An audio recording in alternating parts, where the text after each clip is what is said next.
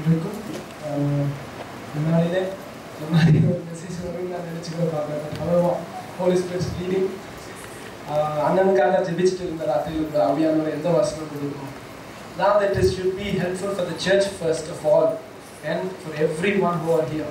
His Holy Spirit will let me to give the verses from the book of Gospel John, chapter 2, verses 17.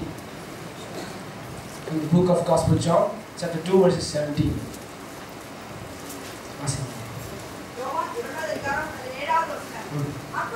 அப்பொழுது உம்முடைய வீட்டை குறித்து உண்டான பக்தி வைராக்கியம் என்னை பட்சித்தது என்று எழுதி இருக்கிறதை அவருடைய சீஷர்கள் நினைவு கூர்ந்தார்கள். Praise the Lord. Praise the Lord. ஆண்டவரும் இரட்சகரும் மீட்பருமாகிய இயேசு கிறிஸ்துவின் உன்னத நாமத்திலே உங்களுக்கு அன்பின் வாழ்த்துக்கள். இந்த நாளிலே கூட இந்த செய்தி வாயிலாக கர்த்தர் நம்மோடு இடைப்படுவாராக. யோவான் எழுதின இந்த சுவிசேஷ புத்தகத்தை நாம் திறந்து பார்க்கும்போது 2ஆம் அதிகாரத்தில் இந்த வார்த்தைகள் 13ஆம் வசனத்திலிருந்து தொடங்குகிறதை நாம் பார்க்கிறோம். 13 தொடங்கி ஒருவர் வாசிக்க கேட்கலாம்.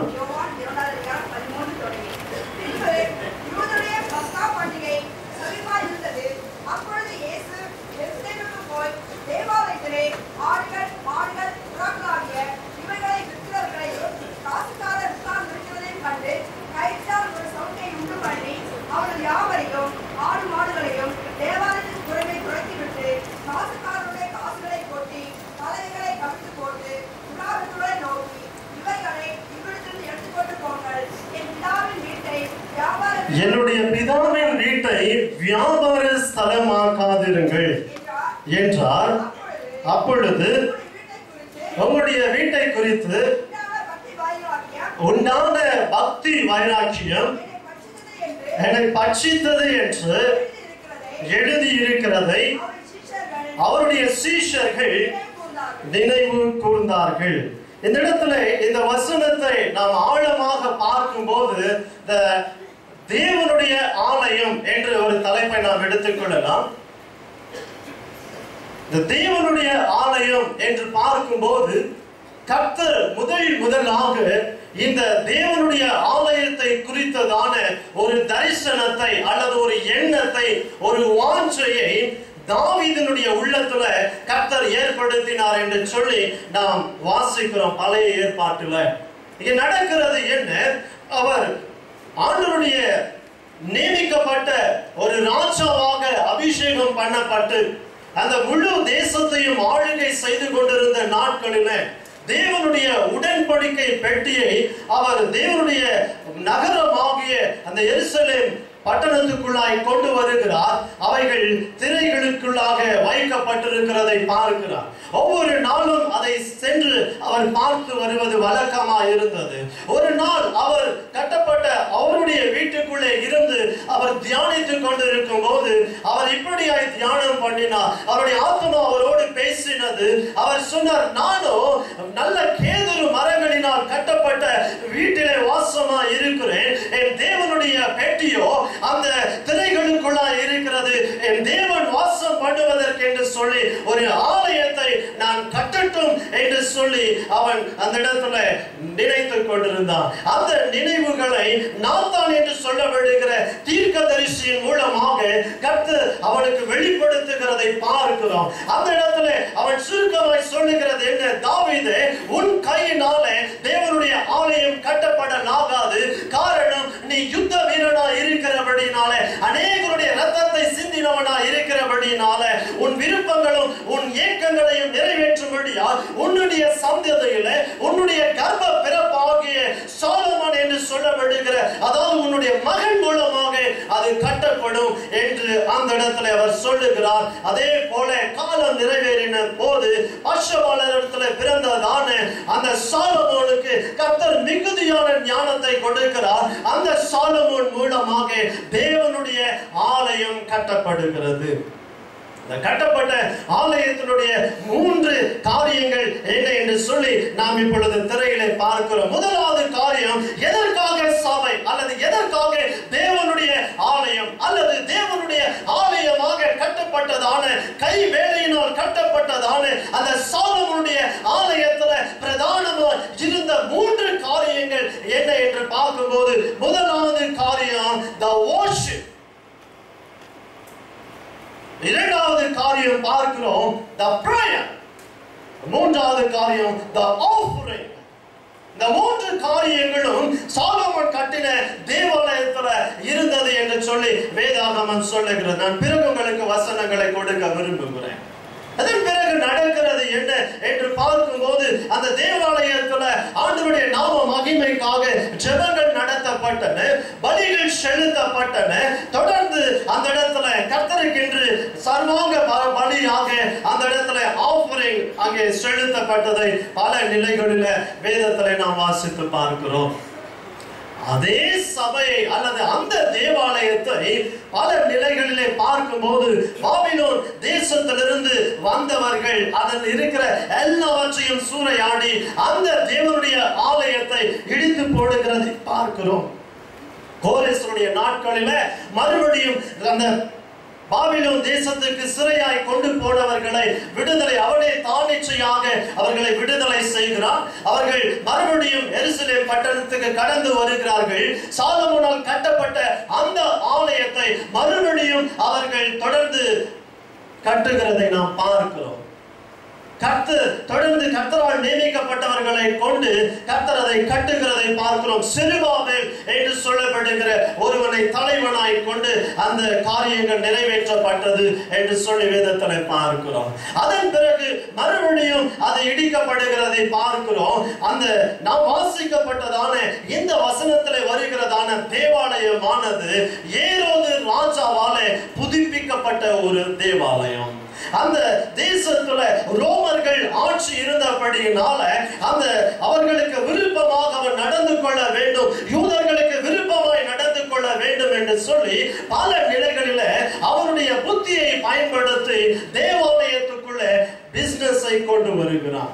கர்த்தருக்கு பிரியமில்லாத காரியங்களை கொண்டு வருகிறான். எதற்காக சபை அழைக்கப்பட்டதோ, எதற்காக சபை ஆரம்பிக்கப்பட்டதோ, எதற்காக தேவாலயம் அங்கே கட்டப்பட்டதோ அதை தலைகீழாக மாற்றி அவன் அந்த இடத்திலிருந்து ஆதாயத்தை சம்பாதித்துக் கொண்டிருக்கிறதை பார்க்கிறோம். பல நிலைகளிலே பார்க்கும் போது யூத ஜனங்கள் உலகம் முழுவதுமாய் சிதறடிக்கப்பட்டிருக்கிறார்கள். அவர்கள் மறுபடியும் அவர்கள் ஒவ்வொரு பஸ்கா பண்டிகைக்கும் இந்த தேவாலயத்துக்கு வரும்போது அங்கே ஆடுகளையும் மாடுகளையும் வாங்கி அவர்கள் புறா குஞ்சுகளையும் வாங்கி அவர்கள் பலி செலுத்த வேண்டிய காலகட்டத்துக்குள் இருக்கிறபடினால the foreign exchange அந்த குறிப்பிட்ட அந்த டெம்பிளுடைய உலகத்துல அது இருக்கிறதை பார்க்கிறோம். அது போன்ற ஒரு நாளில ஆண்டவராகிய இயேசு கிறிஸ்து அந்த ஆலயத்தை அந்த தேவாலயத்தை விசிட் செய்கிறார். அந்த இடத்துல பார்க்கும்போது நாம் வாசிக்கப்பட்டது போல 13 வாசிக்கிறோம். யூதருடைய பஸ்கா பண்டிகை சமீபமான போது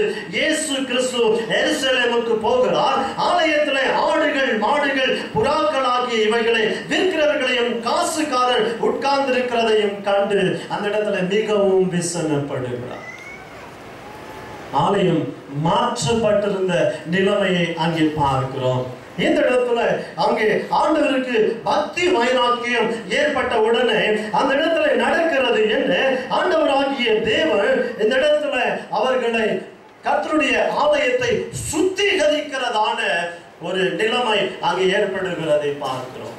ஆண்டவராகிய இயேசு கிறிஸ்து சபையை சுத்திகரித்தார் என்று சொல்லி பார்க்கிறோம். அங்க இருக்கிற எல்லா காசுக்காரர்களை விரட்டி மேடைகளை எல்லாம் கவிழ்த்து அந்த இடத்துல கர்த்தருடைய ஆலயத்தை குறித்ததான பக்தி வைராக்கியத்தின் நிமித்தமாக கர்த்தர் அதை செய்கிறதை பார்க்கிறோம். இதற்கு பொருந்துகிற மாதிரி ஒரு வசனத்தை பார்க்கலாம். சங்கீதம் 69:9 வசனத்தை ஒரு வாசிக்க கேட்கலாம்.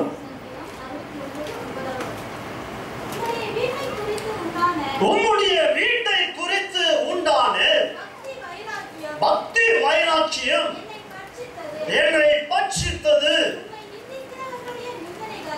உன்னை நிந்திக்கிறவருடைய நிந்தனை என்மேல் விழுந்தது. ஆண்டவராகிய இயேசு கிறிஸ்துவை குறித்து தாவீது சொன்ன அந்த தீர்க்க தரிசன வார்த்தை ஆண்டவராகிய இயேசு கிறிஸ்து இந்த வசனத்துல நிறைவேற்றுகிறதை பார்க்கிறோம். அது மாத்திரம் அல்லாமல் சபை ஏற்படுத்துவதனுடைய திட்டம் அல்லது ஆலயத்தினுடைய திட்டம் என்ன என்பதை என்பதை ஆண்டவர் அந்த இடத்துல பார்க்கும்போது கர்த்தர் அதை முதலாவது சுத்திகரிக்கிறதை பார்க்கிறோம். அதற்காகத்தான் நம்முடைய ஆண்டவராகிய இயேசு கிறிஸ்து மாம்சத்தில் இருந்த நாட்களிலே அவர் தொடர்ந்து சபையை சுத்திகரிக்கிற வேலையை தொடர்ச்சியாக செய்து இந்த நாளிலே நாம் பார்க்கும்போது ஆண்டவராகிய இயேசு கிறிஸ்துவின் ரத்தத்தினாலே நம்மை கழுவி நம்மை சுத்திகரித்திருக்கிறதை நாம் பார்க்கிறோம். ஆகவே பிரியமானவர்களே, நாம் கலப்படமில்லாத ஒரு ஆராதனையை செய்ய வேண்டும். நாம் கலப்படமில்லாத ஒரு ஜெபத்தை செய்ய வேண்டும். நாம் கலப்படமில்லாத ஒரு காணிக்கையை கர்த்தருக்கு செலுத்த வேண்டும். ஆகவே இது மூன்று காரியங்களை குறிக்கிறதா இருந்தாலும் செய்ய வேண்டியது ஒரே ஒரு காரியம் என்னன்னா, இதற்கு பொருந்துற மாதிரி ஒரு வசனத்தை சகோதரருக்கு நாங்கள் எடுத்துக் கொடுக்க விரும்புகிறோம். ரோமன் சாப்டர் 12 verse 1 எடுத்து வச்சுக்கோங்க. இந்த இடத்துல சொல்லுகிற காரியம் என்ன என்று சொல்லி வாசித்து நான் கடந்து போக விரும்புகிறேன். எடுத்தவர்கள் வாசிக்கலாம். Roman chapter 12 verse 1. அப்படி இருக்கு எப்படி இருக்கு? அந்த ஆரம்பத்தில் நாம் வாசித்த அந்த வசனத்தில் சொல்லப்படுகிறது, ஆலயம் கரைப்பட்டிருக்கிறது. இந்த ஆலயம் நம்முடைய சரீரத்தை குறிக்கிறதாக இருக்கிறது. ஹல்லேலூயா. ஆண்டவர் நமக்குள்ளே வாசம் பண்ணும்படியா 1 கொரிந்தியர் 3:16-17 பார்க்கும்போது அந்த வசனத்தை ஒரு வாசிக்க கேட்கலாம். பாருங்க. 1 கொரிந்தியர் 3:16-17 2 வசனங்கள். நீங்கள் தேவனுடைய ஆலயமாய் இருக்கிறீர்கள் என்றும் தேவனுடைய ஆவி உங்களுக்குள் வாசமாய் இருக்கிறார் என்றும் அறியாது இருக்கிறீர்களா? போதுமா? அந்த இடத்துல பார்க்கிறோம். இந்த இடத்த அந்த யோவான் நாம் பார்க்கிறதான யோவான் 3ஆம் அதிகாரத்துல நாம் பார்க்கிற அந்த வசனத்துக்கும் ரோமர் 12 முதல்ல இருக்கிற அந்த வசனத்துக்கும் 1 கொரிந்தியர் 3ஆம் அதிகாரம் 16ஆம் வசனத்துல இருக்கிற இந்த வசனங்களை எல்லாவற்றையும் நாம் ஒரு நேர்கோட்டிலே கொண்டு வரும்போது அந்த இடத்துல சொல்லப்படுகிறது, we are the temple of God. நாம் தேவனுடைய ஆலயமா இருக்கிறோம். இந்த தேவனுடைய ஆலயத்துல பிரதானமாய் செய்ய வேண்டிய 3 காரியங்கள் என்ன? we have to worship God. தேவனை நாம் ஆராதிக்கிறவர்களாய் இருக்க வேண்டும். இரண்டாவது பார்க்கிறோம், நாம் தேவனிடத்துல ஜெபிக்கிறவர்களாய் இருக்கிறோம். மூன்றாவதாக பார்க்கிறோம், தேவனுக்கு நாம கொடுக்கிறவர்களா இருக்கணும். அது சாலமோன் கட்டின தேவாலயத்துல அது இருந்தது. ஆனால் ஆண்டவராகிய இயேசு கிறிஸ்து வாழ்ந்து கொண்டிருந்த அந்த நாட்களிலே எருசலேமிலே அந்த மனுஷனால அந்த ராஜாவால புதுப்பிக்கப்பட்ட அந்த தேவாலயத்துல இவைகள் எல்லாம் தலைகளாய் மாறி போயிருந்தது. இன்றைக்கு நீங்களும் நானும் கர்த்தருடைய தேவாலயமா இருக்கிறோம். நாம எப்படிப்பட்ட ஆராதனை செய்கிறோம்? அந்த வசனத்தை வாசித்து நான் இறங்கட்டும். ரோமர் 12:1 பாருங்க. அப்படி இருக்க சகோதரரே, ஆலயம் கரைப்பட்டிருக்க சகோதரரே, ஆலயம் பரிசுத்த குலைச்சலாக்கப்பட்டிருக்கிற நிலைமையில இருக்கும்போது விசுவாசிகளை நாம என்ன பண்ணணுமா? அந்த இடத்துல பவுல் அழகா சொல்றாரு, you are the temple of God. நீங்க தான் தேவனுடைய ஆலயமா இருக்கிறதுனால உங்களை முதலாவது என்ன பண்ணணும் பாருங்க. பரிசுத்தம், தேவனுக்கு பிரியமான ஜீவ பலியாக இதுதான் நாங்கள் வேண்டிக் கொள்கிறோம். புத்தியுள்ள ஆராதனை நாம் செய்ய வேண்டிய புத்தியுள்ள ஆராதனை. இந்த நாளிலே தேவன் இப்படிப்பட்ட ஒரு வாய்ப்பை கொடுத்தபடினா நான் தேவனை துதிக்கிறேன். தொடர்ந்து தாமே சகோதரர் விக்ரம் அவர்கள் தொடர்ந்து வந்து ரோமர் சாப்டர் 12 verse 1 இருந்து தொடர்ந்து இது அப்படியே ஒரே நேர்கோட்டில் இது போல கொண்டு வருவார்கள். Price the Lord.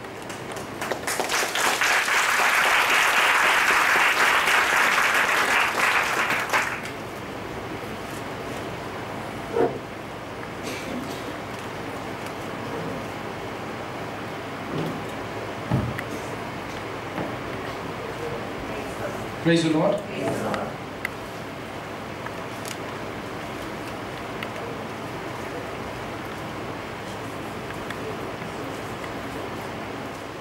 Praise the Lord.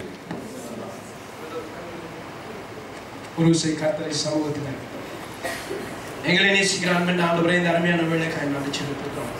அப்பா, இம்மட்டுமாய் கர்த்தரீர் எங்களோடு இடைப்பட்டதுக்காய் நாங்கள் செலுத்துகிறோம். அப்பா, இன்னொரு கர்த்தாவை அப்பா, நம்முடைய பரிசுத்த வேதம் சொல்லுகிறது ஆண்டவரே, சின்னவனாயிரும் சிறியவன் பலத்த ஜாதி மாவான் என்று வேதம் சொல்லுகிறது. அப்பா, வேத வசனத்தை அடிக்கொண்டு வந்து நிற்கிறோம் ஆண்டவரே. பரிசுத்த ஆவியானவர் நீர் தாமே என்னை மறைத்துக் கொள்ளும்படி நான் ஜெபிக்கிறேன். பேசுவது நானே அல்லாமல் பரிசுத்த ஆவியானவர் தாமே வெளிப்படும்படி நான் ஜெபிக்கிறேன். இந்த நாளிலும் உமது சமூகத்தில் கூடி வந்திருக்கிற உமது பிள்ளைகளோடு என் தேவ ஆவியானவர் நீர் இடைப்படும்படி நான் ஜெபிக்கிறேன். அப்பா, என்னை மறைத்துக் கொள்ளுங்கப்பா. ஒரு வார்த்தையும் என் சுயத்திலிருந்து வரக்கூடாது. என்னை முற்றுமுடி ஒப்புக் கொடுக்கிறேன். என் ஆவி ஆத்மா சரீரத்தை ஒப்புக் கொடுக்கிறேன். இயேசுவா, எல்லா துதிகனமாய் உருக்கி செலுத்துகிறேன். இயேசுவின் நாமத்தில் ஜெபிக்கிறேன். என் ஜெபம் கேளும் என் ஜீவனுள்ள நல்ல பிதாவே. ஆமென். Praise the lord. கர்த்தருடைய ஆவியானவர் இந்த நாளிலும் பாஸ்டர் மணியை மூலமாக எனக்கு கொடுத்த வசனம் ரோமன் chapter 12 verses 1. இந்த ரோமர் புத்தகத்திலே we have 16 chapters. Well, all the 16 chapters, if you can just give me 2 minutes, I can just tell you what each chapter says. Chapter 1, if you meditate, the word says God's gospel. For example, chapter 1 verse 16 says, I am the God's gospel. It's God's power for me to save me and also the Gentiles. கர்த்தருடைய சுவிசேஷம் முதல்ல என்ன ரட்சிக்க, அது பலனுள்ளதா இருக்கு, பின்பு எல்லாவற்றையும். இப்படி ஒவ்வொரு அதிகாரத்தையும் குறித்து மிக சுலபமாய் சொல்ல முடியும். Because it has only 16 chapters in it. இந்த ரோமர் புத்தகத்திலே யார் இதோட எழுதினார் என்று சொன்னால் அப்போஸ்தலனாகிய பவுல் ரோமாபுரியில் உள்ள கர்த்தருடைய விசுவாசிகளுக்கும் சபைக்கும் அவர் எழுதின நிருபம். இந்த நிருபத்தில் 12ஆம் அதிகாரத்தை எனக்கு கொடுத்திருக்கிறபடினால், என் நேரம் சமீபமா இருக்கிறபடினால் நான் 12ஆம் அதிகாரத்தை மாத்திரம் பேச விரும்புகிறேன். இந்த 12ஆம் அதிகாரத்தில் it says life in God's service. நம்முடைய ஜீவன் கிறிஸ்துவுக்குள்ளா எப்படி இருக்கிறது என்பதுதான் இந்த ரோமர் 12ஆம் அதிகாரம் சொல்கிறது. அதுல முதல் வசனத்தை நான் எனக்காய் வாசிக்க கேட்கிறேன். ரோமர் 12:1 வாசி. அப்படி இருக்க சகோதரரே, நீங்கள் உங்கள் சரீரங்களை பரிசுத்தமும் தேவனுக்கு பிரியமுமான ஜீவ பலியாக ஒப்பு கொடுக்க வேண்டும் என்று தேவனுடைய இரக்கங்களை முன்னிட்டு உங்களை வேண்டிக் கொள்கிறேன். ஹல்லேலூயா. அப்போஸ்தலனாகிய பவுல் அந்நாட்களிலே சபையில் இருந்த ஒவ்வொரு ஜனங்களுக்கும் அவர் சொன்னது என்ன தெரியுமா? இந்த உன்னுடைய சரீரத்தை கிறிஸ்துவுக்கு ஒப்பு கொடுத்துரு. ஏன் என்று சொன்னால், நாம் கிறிஸ்துவை ஏற்றுக்கொண்டு நாம் எப்பொழுது அவருக்கு நம்மை அர்ப்பணிக்கிறோமோ, கலாத்தியர் 2ஆம் அதிகாரம் 20ஆம் வசனம் சொல்லுகிறது, இனி ஜீவிப்பது நான் அல்ல, எனக்குள்ள இயேசு கிறிஸ்து என்று வேதம் சொல்லுகிறபடினாலே இன்னமும் நீ உன்னுடைய சுயத்தை செய்ய நீ நாடக்கூடாது. இன்னமும் உன்னுடைய சுயம் விரும்புவதை நீ தேடக்கூடாது. காரணம், நீ உனக்கு சொந்தமானவன் அல்ல. Price the Lord. நீ உனக்கு சொந்தமானவன் அல்ல. இன்றைக்கும் ஆவியானவர் வந்திருக்கிற உங்களையும் என்னையும் பார்த்து சொல்லுகிறார், நீ இந்த சரீரத்திலே நீ வாழலாம், இந்த பூமியிலே கர்த்தர் குறிப்பிட்ட நாள் வரைக்கும் நாம் இருக்கலாம். ஆனால் ஒன்று மாத்திரம் கவனத்தில் வைத்துக் கொள்ள வேண்டும், நாம் நமக்கு சொந்தமானவர்கள் அல்ல. Price the Lord. நாம் நமக்கு சொந்தமானவர்கள் அல்ல. பவுல் சொல்லுகிறார், உங்களை நீங்கள் ஜீவ பலியாய் கிறிஸ்துவுக்கு ஒப்புக் கொடுங்கள். உங்களை நீங்கள் ஜீவ பலியாய் கிறிஸ்துவுக்கு ஒப்புக் கொடுங்கள். மீண்டும் ரோமர் 12:1 முதல் பகுதி மாத்திரம் வாசிங்க. உங்கள் சரீரங்களை பரிசுத்தமும் தேவனுக்கு பிரியமுமான ஜீவ பலியாய் ஒப்பு கொடுக்க வேண்டும். Price the Lord. காரணம் என்ன? வேதம் சொல்லுகிறது, கிறிஸ்துவின் சரீரத்திலே நாமெல்லாம் அவயவங்கள். நாமெல்லாம் யார்? கிறிஸ்துவின் சரீரத்திலே நாமெல்லாம் அவயவங்கள். I am part in Christ's body. Praise the Lord. I am part in Christ's body. வேதம் சொல்லுகிறது, நாமெல்லாம் கிறிஸ்துவின் சரீரத்தில் ஒரு அவயவமா இருக்கிறோம். பின்ன அப்படி இருக்க ஒரு அவயவம் மாத்திரம் கிறிஸ்துவை பிரியம் இல்லாததை செய்வது எப்படி? இந்த சபை கிறிஸ்துவின் அவயவமா இருக்கிறபடினால கிறிஸ்துவுக்கு பிரியமானதை மாத்திரம் செய்யணும், கிறிஸ்துவுக்கு ஏற்றுக்கொள்ளதை மாத்திரம் நாம் நடப்பிக்க வேண்டும் என்று இன்றைக்கு ஆவியானவர் சொல்லுகிறார். காரணம், first point is that we are part in God's body. இரண்டாவது, we are member in God's family. We are member in God's family. 3, we are citizen in God's kingdom. Praise the Lord. Now 3 points which I said before you. 1, we are part in Christ's body. 2, we are member in Christ's family. And 3, we are citizen in Christ's kingdom. Praise the Lord. இப்படி இருக்க கர்த்தர் சொல்லுகிறார், இதுதான் நீ செய்யத்தக்க புத்தியுள்ள ஆராதனை. Praise the Lord. அந்நாட்களிலே நான் மீண்டும் மணி ஐயா சொன்னதுக்கே வருகிறேன். தேவாலயத்திலே நாம் பார்க்கிறோம் இந்த ஆராதனை முறைமைகள் எப்படி என்று. ஆரம்ப நாட்களிலே நான் இன்னும் நினைவு கூறுகிறேன், என்னோட NJIT கிளாஸ்ல எனக்கு சொல்லிக் கொடுத்தாங்க. How did the denominations changed? ஆரம்ப நாட்களில் it was the altar that Abel and Cain went before. And second, it was tabernacle which Moses built according to God's plan. 3 it was synagogues. 3 it was Solomon's temple, and 4 it was synagogue, and 5 it is modern church, and 6 today it is you and me are the church. Praise the Lord. ஆரம்ப நாட்களிலே பலிபீடத்தை கட்டி கர்த்தரை தொழுது கொண்டார்கள். இரண்டாவதாய் கர்த்தர் மோசேக்கு யாத்ராகமம் 25 தொடங்கி 30 வரைக்கும் நீங்க வாசிச்சு பாத்தீங்கன்னா it says completely about it. In 25th chapter Exodus it says about building the covenant box. It is 110 meters height, 66 meters length, and 66 meters breadth. And when you read it in Exodus chapter 26, it says how do you make the altar. In 27th chapter it says how to make the tabernacle. In 28th chapter Moses and his sons became priests. In 29th chapter the Bible says how to make the lampstand. In 30th chapter the Bible says how to make the precious anointing oil to anoint the priests. 25 தொடங்கி யாத்ராகமம் 30 வரைக்கும் you can see how God made the tabernacle. அது மாத்திரமல்ல, மூன்றாவது சாலமோனுடைய தேவாலயம். ஏறக்குறைய 46 வருஷமாச்சு சாலமோனுடைய தேவாலயம் கட்டப்பட என்று வேதத்திலே நாங்கள் பார்க்கிறோம். இயேசு கிறிஸ்து சொன்னது என்ன? இந்த ஆலயத்தை இடித்து போடுங்கள், 3 நாட்களிலே எழுப்புவேன் என்று சொன்னது என்ன? அவர் தன்னை குறித்து சொல்லுகிறார். இன்றைக்கும் சபையாக உன்னையும் என்னையும் எழுப்ப வருஷங்கள் தேவையில்லை, உன்னையும் என்னையும் எழுப்ப நாட்கள் தேவையில்லை. 2 ஹவர் போதுங்க. இந்த நாட்கள் மாறுங்க. கர்த்தர் உன்னையும் என்னையும் மீண்டும் கட்டி எழுப்புவார். Price the Lord. கர்த்தர் இன்றைக்கு உன்னையும் என்னையும் எழுப்புவதில் அதிக விஷயம். கர்த்தர் இன்றைக்கு உன்னையும் இடிந்த நிலையில் காணப்படுகிறாரா? கர்த்தர் ஆவியானவர் இன்றைக்கு கட்ட போகிறார். ஆண்டவரே, நான் இடிந்த நிலையில் காணப்படுகிறேன், என்னை தூக்குவதற்கு யாரும் இல்லை என்று சொல்கிறாயா? ஆவியானவர் இன்றைக்கு சொல்லுகிறார், நீ இடிந்த நிலையில் வந்திருக்கலாம், ஆனால் நீ போகும்பொழுது கட்டப்பட்ட நிலையில் போவாய். காரணம், நீ அந்த தேவ சபை. இன்றைக்கு நீ கற்றுக்கொள்ள வேண்டியதெல்லாம் ஒண்ணே ஒண்ணு. நான் கர்த்தருக்கு புத்தியுள்ள ஆராதனை செய்கிறேனா? நான் கர்த்தருக்கு பிரியமான ஆராதனை செய்கிறேனா? கர்த்தருக்கு என்னுடைய சரீரம் பிரியமானதாய் காணப்படுகிறதா என்பதை மாத்திரம் நீங்களும் நானும் கவனமாய் பார்க்க வேண்டும். Price the Lord. அது மாத்திரமல்ல, அடுத்தது சாலமன் டெம்பிள் ஆர்ட்ஸ். அடுத்தது சினகோக்.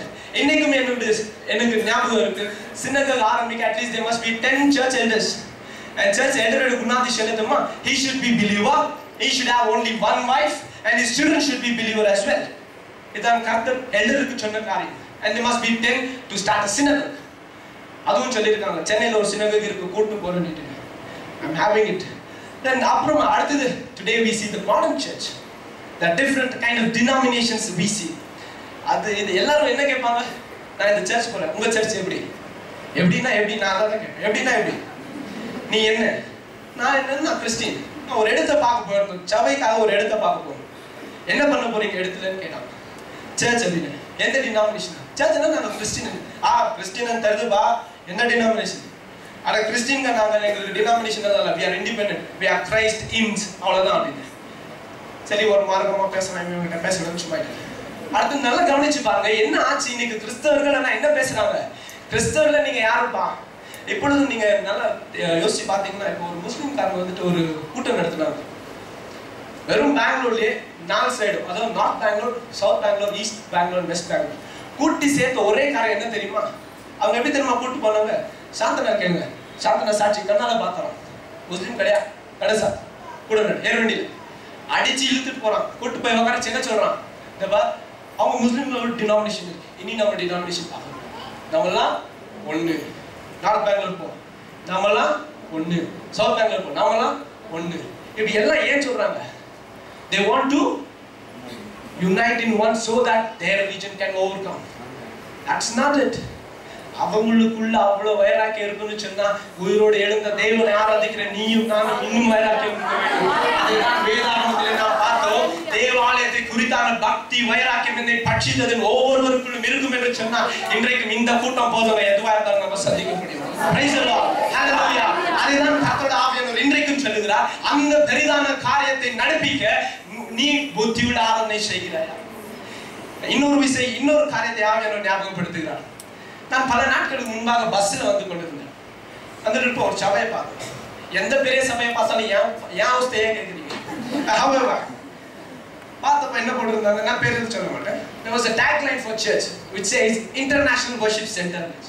நான் பார்த்துட்டு பஸ்ல முடிஞ்சாங்க இதெல்லாம் போட்டுக்கிறாங்க. நான்லாம் எப்போன்னு ஒரு கப்பெல்லாம் போடுறதுன்னு யோசனை. டேய், உன் சபைக்கு பேர் என்ன தெரியுமா? என்ன அப்படின்னு நீங்க எவ்வளவு பேர் டைட்ஸ் ஃபார்ம் எழுதுனீங்கன்னு எனக்கு தெரியாது. அந்த டைட்ஸ் ஃபார்ம்ல போட்டிருக்கோம். என்ன தெரியுமா போட்டிருக்கோம்? Meaningful worship centre. ஆவியானவர் எனக்கு பஸ்ல ஒரே ஒரு காரியத்தை, அது இன்டர்நேஷனல் வர்ஷிப் சென்டர் அப்படி இருக்கட்டும். உன் சபைக்கு பேர் என்ன தெரியுமா? என்ன ஆவியானவர்? It's a meaningful worship center. Praise the Lord. புத்தியுள்ள ஆராதனை செய்கிற கூட்டம் இது. Hallelujah. அதற்காக தான் கர்த்தர் உன்னையும் என்னையும் ஏற்படுத்தி இருக்கிறார்.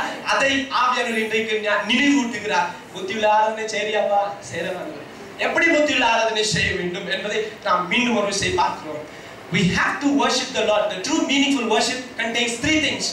One, with Holy Spirit, through Jesus to Father. And this is how we worship the Lord. How do we worship? With Holy Spirit, through Jesus to Father. Praise the Lord. Hallelujah.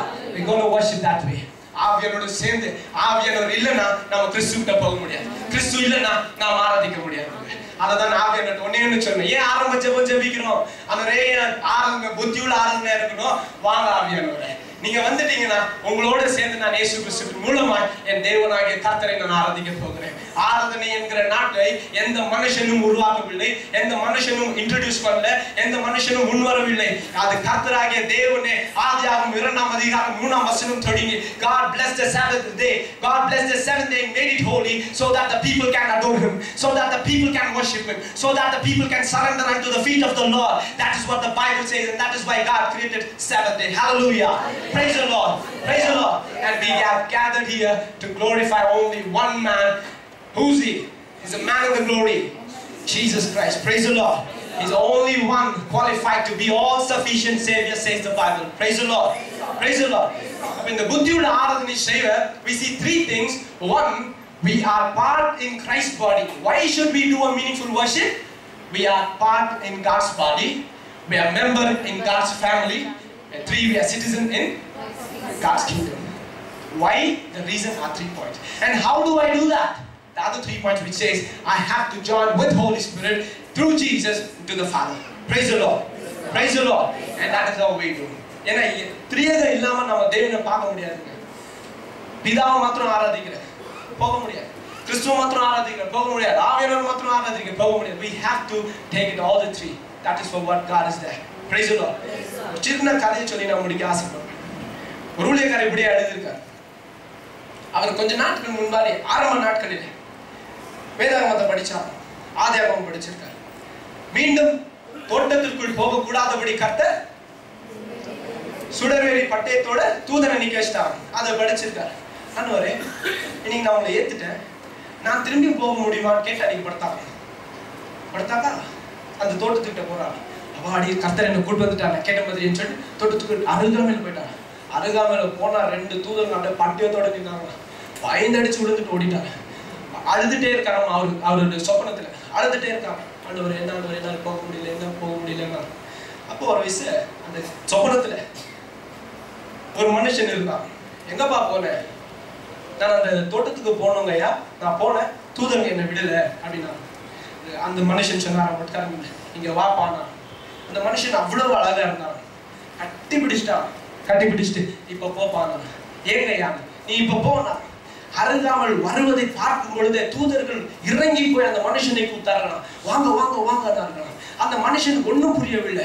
என்னங்க இப்போதான் கொஞ்ச நேரத்துக்கு முன்னாடி வந்தேன், வேணாம்னு அனுப்பிச்சிட்டீங்க, இப்போ நான் வரத்துக்கு முன்னாடி என்னை பார்த்து அவ்வளவு தூரத்துல ஓடி வரீங்க, என்னங்க ஆச்சு? என்னங்க தூதர்கள் ஒன்றும் சொல்லியா, ஒரு நிமிஷம் என்னை இறக்கி விடுங்க. நாங்க தூதர்கள் இறக்கி விட்டாங்க. தூதர் நேரா போனார். அந்த மனுஷன் அங்க உட்காந்துட்டு இருந்தாங்க. அந்த மனுஷனை கூப்பிட்டாரு. ஐயா திரும்பி பார்த்தாங்க. அவர் முகம், ஐயா என்ன ஆச்சு உன் முகம்? நான் போகும் பொழுது உங்கள் முகம் அவ்வளவு அழகா இருந்தது, நான் போகும் பொழுது உங்கள் முகம் இவ்வளவு பிரகாசமா இருந்தது, இப்பொழுது என்ன ஆயிற்று உங்களுக்கு என்று சொன்ன பொழுது அந்த மனுஷன் சொன்னாராம், ஐயா இது என் முகம் இல்ல, இது ஓ முகம்பா. நீ என் முகத்தோட போன, தூதர்கள் உன்னை பார்க்கல, என்ன பார்த்தாங்க. என்ன பார்த்தா தூதர்கள் என்ன செய்வாங்க தெரியுமா? இப்படி தான் உன்னை தூக்கிக்குவாங்க. They have taken you back to God and only through Christ you can go to heaven. Only through Christ. Without Christ you and I cannot go back to God. It is the only source of all life. Jesus Christ is the source of all life. Jesus Christ is the only way to God. Jesus Christ is the only way to heaven. That is what he said in book of John chapter 14 verses 6. I am the way, I am the life, and I am the truth. People who have ears, let them hear what the Spirit says to the church. Praise the Lord. Praise the Lord. அப்ப அந்த மனுஷன் சொன்னாரா, ஐயா அப்ப இது என் முகமா? ஐயா ஆமாப்பா, இது உன் பாவம், இது உன்னுடைய சாபம்பா, இது உன்னுடைய அக்கிரமம்பா, இது உன்னுடைய மீறுதல்பா, எல்லாத்தையும் நான் எடுத்துட்டேன். இப்போ உனக்கு இருக்கிறது என்ன தெரியுமா? ஆதியில மனுஷன் இழந்த தேவ சாயலை நான் மீண்டும் உனக்கு கொடுத்திருக்கிறேன். இந்த சாயலோட நீ தேவனோட மீண்டும் போகலாம்.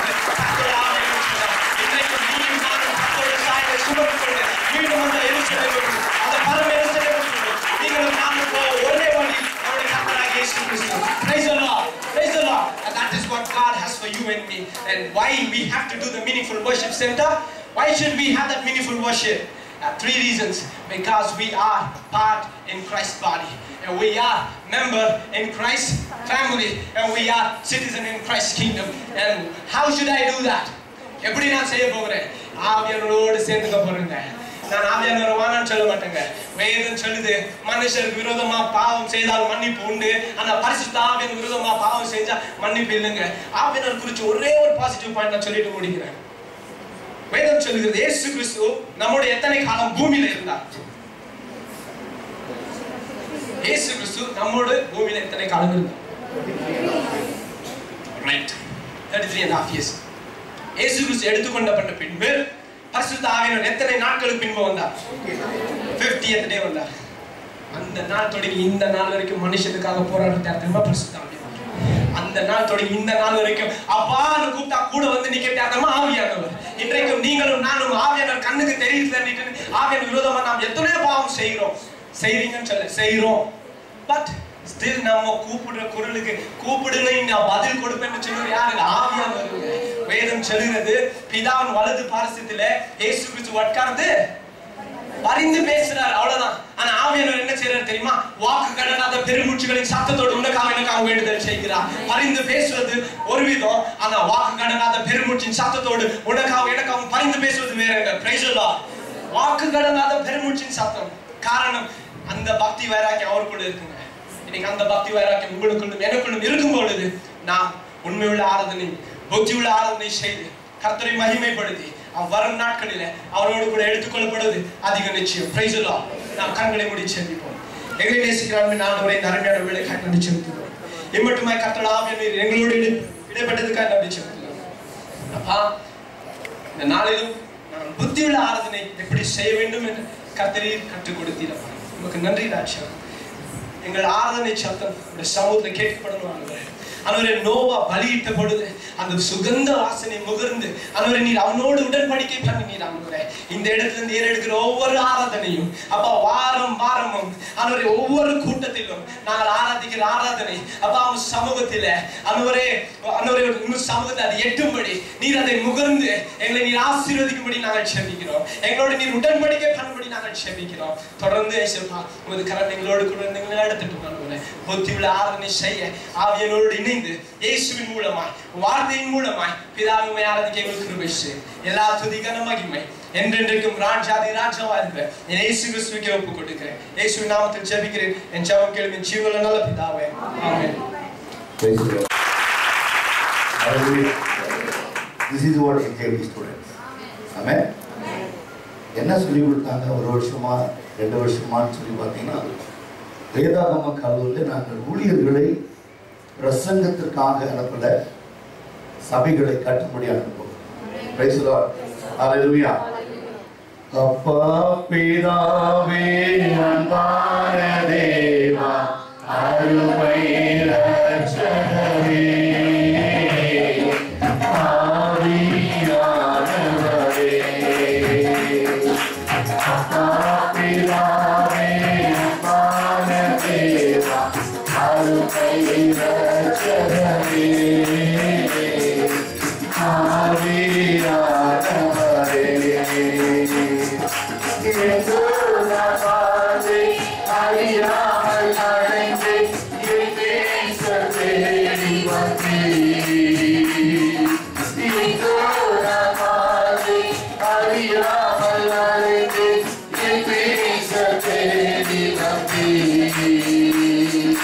நிஜாய அனைத்து முத்தங்கள் கொடுத்து இதனாய் ஆசிர்வதித்தீர்.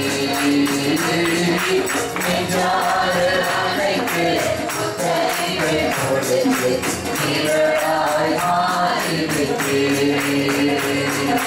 நன்றி உமக்கு நன்றி ஐயா, நன்றி உமக்கு நன்றி அப்பா பிதாவே அப்பான தேவா அருமை ரட்சகரே ஆவியானவரே. Praise the Lord. 2 காரியத்தை நாம் இந்த நாளிலே தியானிக்கும்படியாக தேவன் கிருபை செய்தார்.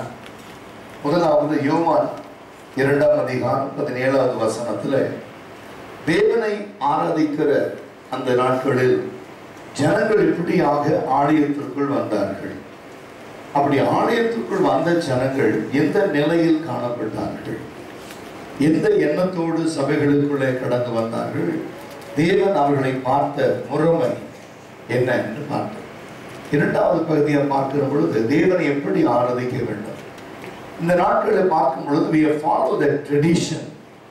ஆதி காலங்களிலே தேவனுக்கு பலி செலுத்தினார்கள். கிறிஸ்துவுக்கு பிறகும், கிறிஸ்து வந்த பிறகும் அந்த பலி தொடர்ந்து வந்து கொண்டே இருந்தது. அதற்கு பிறகு இயேசு சொல்லுகிறார், நீங்கள் செய்ய வேண்டிய புத்தி உள்ள ஆராதனை, உங்களை ஜீவ பலியாய் கொடுங்கள்.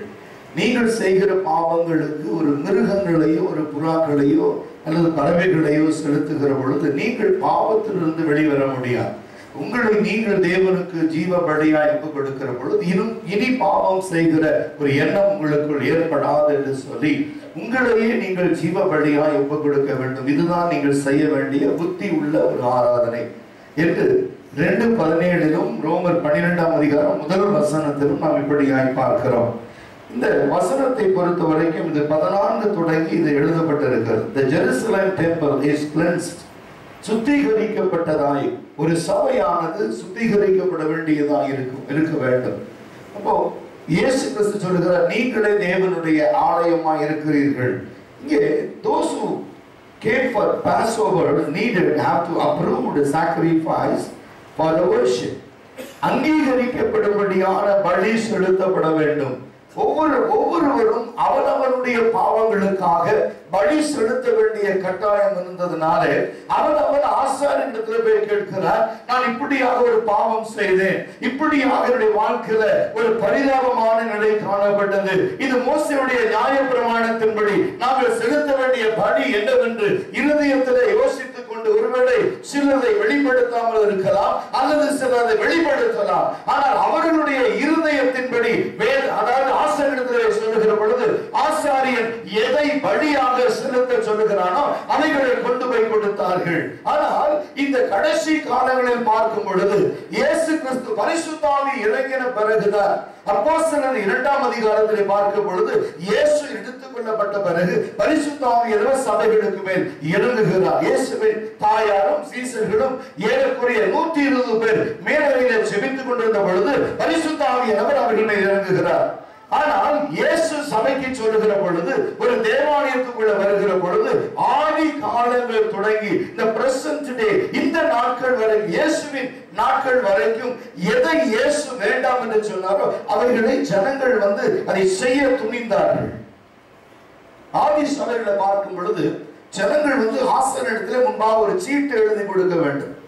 அவருடைய பெயரை எழுதி அவருடைய விலாசத்தை எழுதி ஒரு சீட்டை கொடுக்கிற பொழுது அவர் சொல்லுவாங்க, இந்த பாவத்திற்கு மோசேயுடைய நியாயப்பிரமாண புஸ்தகத்தை திறந்து வாசிக்கிற பொழுது நீங்கள் 2 வெள்ளாட்டுகளை கொடுக்க வேண்டும், பழுதற்ற ஆட்டுக்குட்டிகளை செலுத்தணும், இல்லது புறா குஞ்சுகளை கொடுக்கணும், இப்படி காரியங்களை எழுதி கொடுப்பார். இவங்க போய் என்ன செய்வாங்க, அதை தேடி கொண்டு போவாங்க.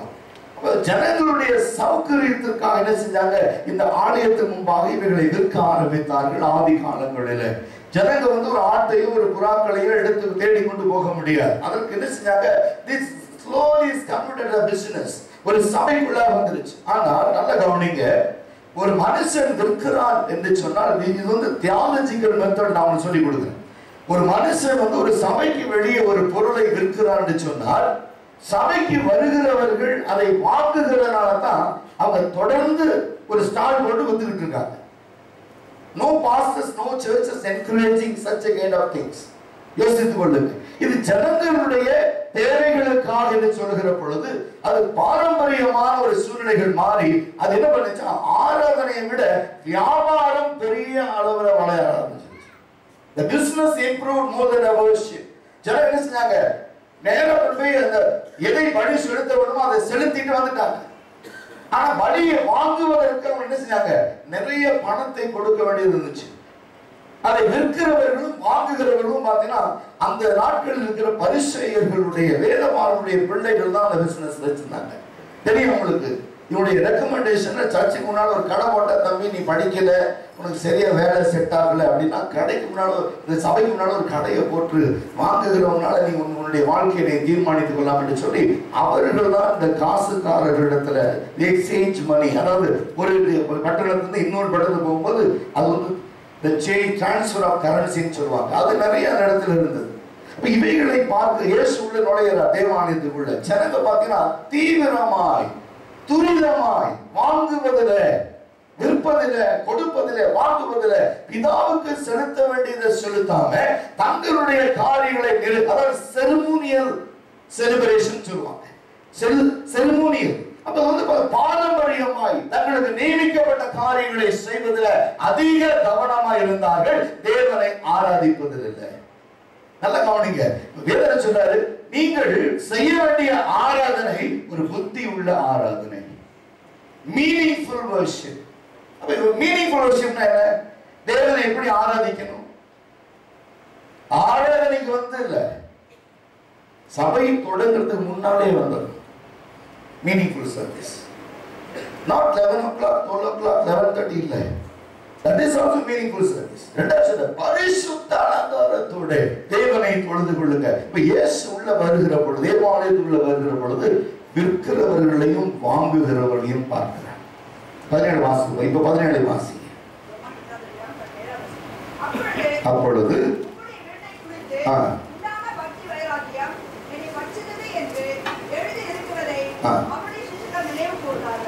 அதாவது எதற்காக இந்த காரியம் நடக்குதுன்னு பாருங்க. Those who came for the Passover needed to have the approved sacrifice for the worship. அதாவது approved worship. இல்லையா? Sacrifice for the approved worship. நீங்க வந்து ஆராதனை அப்ரூவ் ஆகும்படியாய் அவர்களுக்கு ஒரு பலி தேவைப்பட்டது. விலகுது இன்னைக்கு. அந்த நாட்கள்ல ஆராதனைங்கிறது பலி செலுத்துவது. அந்த நாட்கள்ல ஆராதனையை கர்த்தர் ஏற்றுக்கொள்ள வேண்டுமானால், அந்த ஆராதனை தேவன் விரும்ப வேண்டுமானால், அந்த ஆராதனை செய்கிறவர்கள் அந்த ஆராதனை ஏற்றுக்கொள்ள வேண்டிய பிரகாரம் தேவன் ஏற்றுக்கொள்ள வேண்டும் என்று சொல்லி அதற்கான கிரயத்தை செலுத்துகிறார்கள். அப்போ அதைத்தான் இயேசு பார்க்கிறார். நீங்கள் எப்படிப்பட்ட ஆராதனை செய்ய வேண்டும் என்று தேவன் விரும்புகிறார். ஆனா நீங்கள் எப்படிப்பட்ட ஆராதனை செய்து வருகிறீர்கள்? நீங்க செய்யறது வந்து ஒரு புத்தி அற்ற ஒரு ஆராதனை. ஏன்னா தேவனுடைய சபை எல்லாருக்கும் ஜெப வீடு என்று எழுதப்படுகிறது. நீங்களும் அதை கள்ளர் குகையாய் மாற்றுகிறீர்கள். அதுதான் தேவனுடைய சபையை குறித்த வைராக்கியம். நீ இயேசுவை நீங்களும் நானும் ஆராதிக்கிறோம் அப்படின்னு சொன்னா முதல்ல சபையை குறித்த ஒரு வைராக்கியம் இருக்கு. ரொம்ப பேருக்கு சபையை குறித்து அனைவருக்கு தெரியாது. ஏன்னா சபை கற்றுக் கொடுக்கல. தம்பி சொன்னாரு, நாங்க இடம் பார்க்க போனோம், நீங்க எந்த டெனாமினேஷன் கேட்டாங்க. ஏன்னா நீங்க வந்து அவ்வளவு டெனாமினேஷன் இருக்கு. Because the church is converted according to the facility of the people. Church is converted as a facility of the people. ஜனங்களுக்கான ஒரு சௌரியமா சபை மாறிடுச்சு. ஒருத்தர் கேட்கிறாங்க, ஐயா நம்ம சபைக்கு ஆராதனைக்கு வரணும், நாளைக்கு முதல்ல வரணும், எத்தனை மணிக்கு வரட்டும் அப்படின்னா என்ன சொல்லணும்? லேட்டா வந்தா படியில நிக்கணும், சீக்கிரமா வந்தா சேர் கிடைக்கும். நம்ம நிலைமை அந்த மாதிரி இருக்கு. சரி, அதுவும் இல்லை, எல்லாத்துக்கும் சேர் இருந்துச்சு. என்ன சொல்லணும் அவங்க கிட்ட? சபை 10 மணிக்கு ஆரம்பிக்கணும்னா 10:00 ஒரு ஜபம் இங்க நடக்கும். அந்த ஜபத்துல கலந்து கொள்ளுங்க, அந்த ஜபத்தோடு தேவன் ஆராதிங்க. That is a meaningful worship to God. இன்னைக்கு அப்படி ஒரு நிலைமை இருக்கிறதா? அந்த நிலைமை உருவாகிறதா அப்படின்னா, but everyone have the intention how to worship the Lord, approved by God with sacrifice. என்னுடைய ஆராதனையை அவர் ஏற்றுக்கொள்ளுகிறார். இன்னைக்கு நான் செலுத்துகிற ஆராதனை தேவனால் அங்கீகரிக்கப்பட்டிருக்கிறது. எவ்வளவு பேர் சொல்ல முடியும்? நான் நீங்க ஆராதிச்சங்க, என் மனசுல ஒரு பெரிய சந்தோஷத்தை கர்த்தர் கொடுத்தார், ஒரு பெரிய சமாதானத்தை கொடுத்தார், ஒரு நிறைவை கொடுத்தார், மன மகிழ்ச்சியோடு நான் திரும்ப வீட்டுக்கு செல்லுகிறேன். இது எவ்வளவு பேருக்குள்ள அந்த எண்ணம் இருக்கிறது? அப்போ சபைக்கு வருகிற பொழுது நாம் அதாவது ஒரு அப்ரூவ்டு வர்ஷிப் பண்ணுகிற பொழுது உன்னுடைய இருதயத்தை மாத்திரம் நீ திருப்தி செய்து கொள்ளவில்லை, தேவனை திருப்தி செய்கிறாய், அவர் வழிகளை பொறுப்பெடுத்துக் கொள்கிறார். முதல் காரியம். இரண்டாவது காரியம் பாத்தீங்கன்னா very clearly says, from this need grow to considerable industry for selling animals and exchanging money. But this business was being conducted in the temple. Jesus, like a prophet, demanded that God's house be returned to its indeed of use. The worshippers, the prayers and offerings. அதான் pastor மணி சொன்னாங்க. 3 காரியம் சொன்னாங்க. அது கொஞ்சம் லைட்டா convert பண்ணாமா? Worship, worship, worship, worship and willingness. WWW convert பண்ணி. Right? Just convert into worship, worship. அதாவது ஜெபம்னா என்ன? தேவனுக்காக செய்கிற கிரியை. கிரியை இல்லாத விசுவாசம் செத்ததாகும். அப்ப work, ஜெபம் என்பது ஏதோ மனுஷர் காணும்படியா ஜெபிப்பதல்ல ஜெபம். அந்தரங்கத்திலே பிதா காணும்படியா. We should work for the prayer. ஜெபத்துக்காக வேலை செய்யணும். சரியா? சில ஜெபம் பண்ணும்போது கண்ணை கூட மூட மாட்டாங்க. அது பிரேயரா? இல்ல. worship, worship and willing. willing என்ன வேலை சொல்லு? வெசனமாய் அல்ல, கட்டாயமாய் அல்ல, மனப்பூர்வமாய்.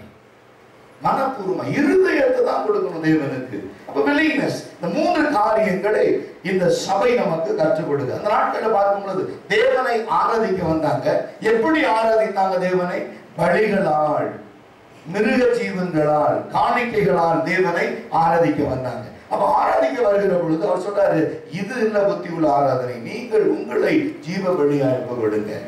அடுத்த காரியம் சொல்லும்போது worship, prayer, then also the offering அப்படிங்கும்போது instruction given by God. offering என்னது? instruction given by God. தேவன் உங்களுக்கு கொடுத்த ஆலோசனையின்படி. offering அது உங்க மனசுக்கு தோன்றுகிறபடி இல்ல. instruction given by God. உனக்கு தேவன் எதை உணர்த்துகிறாரோ, எதை உனக்கு சொல்லுகிறாரோ, எதை உனக்கு செய்ய தூண்டுகிறாரோ அதை நாம செய்யணுமே இல்லாமல் நம்முடைய மன விருப்பத்தின்படி அல்ல, மன வாஞ்சையின்படி அல்ல. Insist of the Holy Spirit. பரிசுத்த ஆவியானவர் சபைக்கு மேல் பக்தி வைராக்கியம் உள்ளவராய் இருக்கிறார். நம்முடைய சபையை கட்டி எழுப்புவதற்கு மிகுந்த வாஞ்சை உள்ளவராய் இருக்கிறார். அதற்கான காரியத்தை இந்த கடைசி காலங்களில் செய்து வருகிறவராய் இருக்கிறார். ஒரு முறை ஒரு புத்தகத்தை நான் படித்துக் கொண்டிருந்தேன். பால் எங்கீச்சோடைய புத்தகத்தை நான் சில ஆண்டுகள் முன்பு படித்துக் கொண்டிருந்தேன். ஐயா, அந்த பின்னால் கதை சாத்தியிருந்தேன். Please close the door the last. Yes, thank you. இப்போ இந்த ஒரு ஆராதனைக்குள்ள ஒரு அம்மா கடந்து வராங்க. வயதான அம்மா கடந்து வராங்க. அவளை 2 கையும் பிடிச்சிட்டு போலீஸ் வருது. 2 கையும் பிடிச்சிட்டு சொன்னாங்க, we want to meet the pastor. என்ன விஷயம்? நம்ம என்ன பண்ணாங்க? ஐயோ, நம்ம ரொம்ப நல்லவங்க, ஏழையான ஒரு பெண், எதற்காக நம்ம பிடிக்கிட்டே நம்ம பாஸ்டரை பார்க்கணும். பாஸ்டர்கிட்ட ஆராதனைக்கு முன்னால் நான் யாரையும் பார்க்க மாட்டேன், ஆராதனைக்கு பிறகு நான் பார்க்குறேன். சரி, என்ன பண்ணாங்க? அந்த அம்மா உட்கார வச்சு இந்த ஒரு போலீஸ் இந்த ஒரு போலீஸ் உட்காந்து அவர்களும் ஆராதனையில் கலந்து கொள்ளுகிறாங்க. எல்லாம் முடிஞ்சது பாருங்க. அந்த நாளிலே பாலகீச்சனுடைய சபை மிக சிறிய ஒரு சபையாய் கட்டப்படாததா இருந்துச்சு. அப்போ அவர் விரும்புகிறபடி ஒரு சபையை தேவன் ஸ்தாபிக்கிறார். அந்த சபையை கட்டும்படியாக எல்லா ஜனங்களிடத்திலும் அவங்க உதாரணத்துவமாய் காணிக்கை கேட்கிறார்கள். அப்ப என்ன செய்ய, ஒவ்வொருத்தரும் அவங்கவுங்க இருதயத்தின்படி கொடுக்க ஆரம்பிச்சிட்டாங்க. இந்த அம்மா ஒரு வீட்டு வேலையை செய்கிறவர்கள். இந்த அம்மாவுக்கு யாரும் இல்லை, கணவன் இல்லை, பிள்ளைகள் இல்லை, ஒரு அனாதையான ஒரு ஸ்திரீ தன்னுடைய பலத்தினாலே சில வீடுகளில் வேலை செய்து பிழைக்கிறவள். என்னாச்சு, ஒரு நாள் இந்த அம்மா ஒரு ஹாஸ்பிட்டல் போயிட்டு டாக்டர் கிட்ட சொல்லிச்சான், எனக்கு ஐ டொனேட் பண்ணணும், நான் எனக்கு எவ்வளவு பணம் கொடுப்பீர்கள் என்று சொல்லி டாக்டர்கிட்ட கேட்பேன். டாக்டர் சொன்னார், உங்கள் வீட்டிலேருந்து யாரோ ஒருத்தர் வரணும், உங்களுக்கு ஒரு விட்னஸ் சிக்னேச்சர் போடணும், இல்லைன்னா நாங்கள் ஐ டொனேஷன் எடுத்துக்க மாட்டோம். இல்லை நம்ம வற்புறுத்தி சண்டை பண்ண போலீஸ் ஃபோன் பண்ணிட்டாங்க. நம்ம ஐ டொனேட் பண்ண வருது, நாளைக்கு ஏதாவது ப்ராப்ளம்னா காம்ப்ளிகேஷன் ஆயிரும், நாளைக்கு ஏதோ இருந்தால் நாங்கள் ஹாஸ்பிட்டல் மேனேஜ்மெண்ட் வேறு ப்ராப்ளம் வந்துடும், போலீஸுக்கு பிடிக்காது. அந்த மாதிரி சொன்னாங்க, இல்லை எனக்கு இந்த ஐ டொனேஷன் பண்ணணும், எனக்கு ஒரு கண்ணை எடுத்துருந்தேன்னு சொல்லி. அப்போ தான் அந்த சபை ஆராதனை எல்லாம் முடிஞ்சோடனே ஆராதனையில் பாஸ்டர்கள் ஒவ்வொருவராய் கொடுக்குற காணிக்கைகளை அறிவித்து வாங்கி கொண்டு இருக்கிறார். அப்போ இந்த அம்மாவோட போலீஸ் சொன்னாங்க, முன்னாடி அந்த பாஸ்டர் கிட்ட என்ன விஷயம் அப்படின்னு. இந்த அம்மா ஐ டொனேட் பண்ண வந்திருக்கிறாங்க, இந்த அம்மாவுக்கு யாருமே இல்லைன்னு சொன்னாங்க, எனக்கு ஒரு தொகை தேவைப்படுதுன்னு சொன்னாங்க. அது என்னன்னு சொல்ல மாட்டேங்குது. அந்த தாய் சொன்னாங்களா பாஸ்டர் கிட்ட, ஐயா இடத்துல கொடுக்க ஒன்றும் இல்லை, ஒரு கண்ணை கிறிஸ்துவுக்காக நான் கொடுக்கிறேன், அது வர தொகையை நான் சபை கட்டுறதுக்காக கொடுக்குறேன். மாஸ்டர் அப்படியே அழுதான், கட்டி பிடிச்சிட்டு அழுதான். இன்னைக்கு 14 லட்சம் பேர் இந்த சபையில ஆராதனை செய்கிறார்கள் சொன்னால் அப்படி இருக்கிற ஒரு தாய் நிமித்தம் சபை கட்டப்படுவது என்று சொன்னால் ஏதோ not only the material blessings, we need a prayer, more than a prayer, a dedication to God. தேவனுக்கு நீ அர்ப்பணிக்கிற ஒரு காரியம். என் கிறிஸ்துவுக்காக நான் ஏதாவது செய்ய வேண்டும், கிறிஸ்துவுக்காக எதையாவது நான் நடப்பிக்க வேண்டும், கிறிஸ்து எனக்கு என்ன செய்திருக்கிறார், என் வாழ்க்கை நான் கிறிஸ்துவுக்காக என்ன செய்ய முடியும், அந்த பக்தி வைராக்கியம். பிதா எதற்காக கிறிஸ்துவை பூமியில அனுப்பினார், எதற்காக அனுப்பினார் பூமியில? தன்னுடைய சபையை ஸ்தாபிக்கும்படியாய், ஜனங்கள் எல்லாம் அவரை ஆராதிக்கும்படியாய் தான் பிதாவை தேவன் கிறிஸ்துவை அனுப்பினார். ஆனால் கிறிஸ்து பூமிக்கு வருகிற பொழுது அதை நிறைவேற்றுகிறவராய், என்னுடைய ஆலயம், என்னுடைய சபை என்பது தேவனை ஆராதிக்கிற ஜெப வீடாய் இருக்கிறது. It's a house of prayer. You cannot do it as a den for the thieves, miscreants. தவறாய் நடந்து கொண்டவருடைய இடம் அல்ல அது. என் தேவனுடைய வீடு எல்லாருக்கும் ஜெப வீடு எழுதப்பட்டிருக்கிறது. அதை கள்ளர் குகையாய் மாற்றாதீர்கள். அப்ப இந்த வைராக்கியம் உள்ள அந்த அவருடைய எழுத்துக்கள் இன்றைக்கும் கிறிஸ்துவுக்காக, கிறிஸ்துடைய வசனங்கள், கிறிஸ்து நமக்காக கொடுக்கப்பட்டது, ஆவியர் நமக்காக கொடுக்கப்பட்டது, நீ சபைகளுக்குள்ள ஒரு பெரிய கிரியை செய்கிறதா இருக்கிறது. அது மாத்திரம் இல்லை, அடுத்த ஒரு காரியம் தான் கொஞ்சம் இந்த இடத்துல போகும்போது worship, prayer, instruction and sacrifice. நாலாவது sacrifice வரும். ஒரு சபை என்று சொன்னால் முதலாவது நாம் செய்ய வேண்டிய காரியம் என்ன? தேவனை ஆராதிக்க வருகிறோம், இரண்டாவது ஜெபிக்க வருகிறோம், மூன்றாவது சபை கொடுக்கிற ஆலோசனைகளை கவனிக்கிறவர்களாக இருக்கிறோம், அப்புறம் தேவன் நம்மளுக்கு எதிர்பார்க்கிற வழிகளை செலுத்துகிறோம். இப்படி செலுத்துகிற பொழுது 4 காரியங்கள் நாட்கள்ல சபையில் இருந்தது. This for Jesus holds to the temple leadership. The synoptic gospel plays the clearing of the temple near the end of Jesus' ministry. Matthew chapter 21 verses 12 and 13 எடுத்து வாசித்து பாருங்க. அக்கவுண்டபிலிட்டி என்று பார்க்கிறோம்.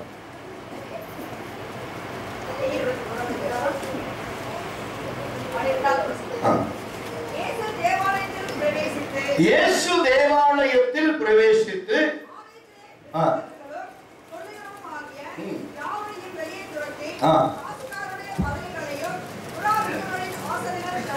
தவிர்த்து என்னுடைய வீடு நீங்களோ அதை கள்ளர் குகை ஆக்குகிறீர்கள் என்றார். பாருங்க, இது வந்து ஒரு சிம்பிளா சொல்லுகிற ஒரு காரியம். நல்ல கவனிங்க. Passion for God's house will consume me. தேவனுடைய சபையை குறித்த பக்தி வைராக்கியம் என்னை நெருக்கி ஏவுகிறது. Consume. God's house, passion for God's house will consume me. Or concern for God's house will be my undoing. Concern for God's house. Concern. Consume me. Concern for God's house. அப்போ concern, ஒவ்வொருவருக்கும் ஒரு கரிசனை. இப்ப இயேசுவுக்கு வந்து அந்த சபை தேவாலயத்தின் மேல ஒரு கரிசனை இருந்தது. Concern for God's house will be my undoing. இது வந்து நீங்க பாத்தீங்கன்னா இன்னும் கொஞ்சம் வெளிப்படையா சொல்லலாம். சங்கீதம் 69:9 திருப்பி கொடுங்க. சங்கீதம் 69ஆம் அதிகாரம் 9ஆம் வசனம். 69:9. உம்முடைய வீட்டை குறித்து உண்டான பக்தி வைராக்கியம் என்னை பட்சித்தது, உம்மை நிந்திக்கிறவருடைய நிந்தனை என் மேல் விழுந்தது. அதாவது 69 தாவீது. இப்ப தாவீது யாரு? இயேசுவுக்கும் தாவீதுக்கும் என்ன ஒரு ரிலேஷன்ஷிப் சொல்லுங்க பார்க்கலாம். இயேசுவுக்கும் தாவீதுக்கும் என்ன ஒரு ரிலேஷன்ஷிப் இருந்துச்சு? இயேசு யாரு, தாவீது யாரு தெரியுமா தெரியாதா? இயேசுவுக்கும் தாவீதுக்கும் என்ன ஒரு ரிலேஷன்ஷிப்? தாவீதின் குமாரன் தான் இயேசு. Price the Lord. தாவீது சொல்றாரு, சபையை குறித்த பக்தி வைராக்கியம் நெருக்கி எழுந்த அப்பா சொல்றாரு தாவீது, அதுதான் இயேசுன்னு சொல்றாரு. அவங்களுக்கு இந்த வசனத்தை பொறுத்தவரைக்கும் நான் கேட்க வேண்டிய ஒரு காரியம், through the psalmist concerned himself with the God and all that is holy, insult having his earthly reward. Right? This is what the Psalm 69:9 says. Though the psalmist concerns himself with the God and all that is holy. எல்லாமே எப்படி இருக்கு? தாவீதுடைய பார்வையில தேவன் அப்படினா பரிசுத்தம், தேவாலயம் பரிசுத்தம், ஆசாரியர்கள் தேவனுடைய சமூகத்தில் இருக்கிற எல்லாமே பரிசுத்தம். அப்படி ஒரு பக்தி வைராக்கியம். அந்த பாஸ்டர் மணியவர் சொன்னாங்க, மிஸ் ஒரு பிரசங்கம் பண்ண பொழுது, நான் இவ்வளவு அழகான வீடுகளில் தங்கி வாசம் பண்ணுகிற பொழுது தேவனுடைய சபை இப்படி இருக்கலாமா என்று சொல்லி அவருக்கு ஒரு தேவனுக்கு என்று ஒரு ஆலயத்தை கட்ட வேண்டும் என்று வாஞ்சிக்கிறார். ஆனா தேவன் சொல்றாரு, தாவீது, நீ எனக்காக ஒரு ஆலயத்தை நீ கட்ட முடியாது, உன்னுடைய கர்ப்ப பிறப்பாகிய சாலமோன் அதை செய்வான். சாலமோன் அதை செய்வான். அப்போ தாவீதுக்கும் சாலமோனுக்கும் உள்ள இடையில இருக்கிற ஒரு காரியம் என்ன? தாவீதுக்குள்ள பக்தி வைராக்கியம் இருந்துச்சு, அதை நிறைவேற்றுகிறவன் சாலமோன். நாளைக்கு கிறிஸ்துவ சொல்றாரு, நீங்கள் தேவனுடைய ஆலயம். தாவீதுடைய டிசைர் என்ன சொன்னார்? ஒரு ஆலயத்தை கட்டணும், ஒரு ஆலயத்தை கட்டணும். ஆனா ஏசாமி நீங்க உட்கார்ந்து அவ்வளவு பேருமே ஆலயமா மாத்திட்டார். நீங்கள் என்னுடைய ஆலயமா இருக்கிறீர்கள், பரிசுத்த ஆவியார் உங்களில் வாசமா இருக்கிறார் என்று அறியீர்களா? ஒருவன் ஆலயத்தை கெடுத்தால் நான் அவனை கெடுப்பேன். இதுதான் பக்தி வைராக்கியம். பாருங்க, இனி சபைக்குள்ள இருக்கிற பொழுது நாம் எவ்வளவு காரியங்களை யோசிக்கிறோம். ஆனா தாவீது திரும்ப திரும்ப திரும்ப இந்த காரியத்தை சொல்லுகிற பொழுது, insult having his earthly reward. கிறிஸ்துவ செஞ்சாங்க, எல்லாரும் இன்சல்ட் பண்ணாங்க. சிலுவை மரணம் என்பது இன்சல்ட். ஆனால் எதற்காக ஏற்றுக்கொண்டார்? It's earthly reward for God. ஒவ்வொரு மனுஷனுடைய வாழ்க்கையிலும் நாம் எந்த அளவுக்கு தள்ளப்படுகிறோமோ, உடைக்கப்படுகிறோமோ, நொறுக்கப்படுகிறோமோ, அது நிமித்தமாய் கர்த்தர் நம்மை உயர்த்துகிறார். இந்த தேவாலயத்தில் இருக்கிறவர்களையும் வாங்குகிறவர்களையும் பணம் பரிமாணம் செய்கிறவர்களை இயேசு கயிற்றை முடுக்கி அடித்த பொழுது அங்கு இருக்கிற பரிசேயர்கள், வேதமானவர்கள் எல்லாம் தீர்மானம் பண்ணாங்க, இவன் வெளியே தான் உபதேசம் பண்ணிட்டு இருந்தான், நம்ம ஆலயத்துல நமக்கு ஒரு பிரிவிலேஜ் இருந்துச்சு, ஒரு ஃப்ரீடம் இருந்துச்சு, நம்ம we are rule over this church according to our mind and the body and the soul. ஆனா இன்றைக்கு இயேசு என்ன பண்ணிட்டாரு? இப்ப வெளியெல்லாம் பிரசங்கம் பண்ணி எதுக்குள்ள வந்துட்டாரு? இப்ப சபைக்குள்ளையும் கையை வச்சுட்டாரு. சபைக்குள்ளேயும் இதை அண்டர் கண்ட்ரோல்குள்ள கொண்டு வரணும்ட்டு கொண்டு வந்தனாலதான் என்ன செஞ்சாங்க? அவங்க இயேசு என்ன செஞ்சாங்க? இவர் சபையை எப்படி, சபையை துன்பப்படுத்தினவங்களை எப்படி அடித்து நொறுக்கினாரோ அந்த வைராக்கியத்தாலே கிறிஸ்துவின் சரீரம் அடித்து நொறுக்கப்பட்டது. கிழித்தார்கள், புரட்டி போட்டார்கள். வேதம் சொல்லுது அவ்வளவு. பாருங்க, அங்க இருக்கிற என்ன செஞ்சாங்க? wooden pieces removed. அதுதான் சிலுவையாய் வந்து சொன்னார். அவங்களுக்கு அந்த சிலுவையே சுமக்க வச்சு, எந்த பலகை தள்ளி விட்டாரோ அதை அவரை சுமக்க வைத்தார்கள். வேதத்தில் ஒரு கிரீக் டிரான்ஸ்லேஷன் சொல்றாரு, whatever he destroyed the wooden pieces is come to cross in his life. எடுத்துக்கொள்ளுங்க, ஒவ்வொரு காரியமும் ஆவிக்குரியவான் டிட் ஃபார் டேட் சொல்லுவாங்கல்ல, அன்னைக்கு அப்படி ஒரு காரியத்தை கிறிஸ்துவ சுமக்கும்படியா செஞ்சாங்க. ஆனா இயேசு ஒரே ஒரு வார்த்தை சொல்றாரு. தாவீது சொல்றாங்க, என்னுடைய குமாரன் எவ்வளவு இந்த இன்சல்ட் வந்தாலும் அதை ஒரு ரிவார்டா எடுத்துக்குவாங்க. Praise the Lord is the reward for Christ. இன்னைக்கு எந்த சிலுவை ஒரு அவமானமாய் கிறிஸ்துவை சுமந்ததோ அந்த சிலுவை கெட்டு போகிறவர்களுக்கு பைத்தியம், நமக்கு தேவ பலனாய் இருக்கிறது. Praise the Lord. சிலுவையை பற்றி உபதேசம் கெட்டு போறவங்களுக்கு பைத்தியம், நமக்கு தேவ பலனாய் இருக்கிறது. அவங்களுக்கு அப்ப இன்சல்ட் என்னவா மாறுது? ரிவார்டா மாறுது. எவ்வளவாய் நீ அவமானப்படுத்தப்படுகிறாயோ அவ்வளவாய் கர்த்தர் என்ன செய்ய போறாரு? உயர்த்த போகிறார். ஜனங்க பார்க்கிறாங்களே, நான் அது சத்தமா தேவனை துதித்தால், தேவனை ஆராதித்தால் ஜனங்க நம்மளை பார்த்து என்ன சொல்லுவாங்க? இவ்வளவு படிச்சிருக்கோம், எவ்வளவு சம்பாதிக்கிறோம், இவ்வளவு சம்பாதிச்சு இப்படியா தேவனை ஆராதிப்பது? யோசித்து பாருங்க. ஒரு முறை நான் ஹைதராபாத்ல பிரசங்கம் பண்ண போயிருந்தேன். கடைசியா ஒரு மனிதர் நின்று கொண்டிருந்தார். ஒயிட் அண்ட் ஒயிட் போட்டு அவர் பாட்டு பேசாமல் நின்று இருந்தார். எல்லாம் பாடும் போதும் அவர் பேசாமையே இருந்தார். கையை தட்டல, பாட்டு பாடல, ஒண்ணுமே செய்யல. எனக்கு கொஞ்சம் நல்ல இவ்வளவு ஆவியானவர் இறங்கி கொண்டிருக்கிறார், அந்த மனுஷன் அதை ஏற்றுக்கொள்ளாமல் இருக்கிறார். கொஞ்சம் மனசுல வேதனையோடு நான் சொன்னேன், ஐயா முன்னாடி வாங்க அப்படின்னு. ஆவியானவரால் உணர்த்தப்பட்டு நான் சொன்னேன், ஐயா முன்னாடி வாங்க. அவர் முன்னாடி வந்தார். வந்தோம். நான் கேட்டேன், உங்களை குறித்து ஆவியானவர் சில காரியம் சொல்றாரு, நீ அக்செப்ட் பண்ணா முன்னாடி சாட்சி சொல்லுங்கன்னு சொல்லி மேடையில நிக்க வச்சு அவருக்காக நான் செபித்தேன்.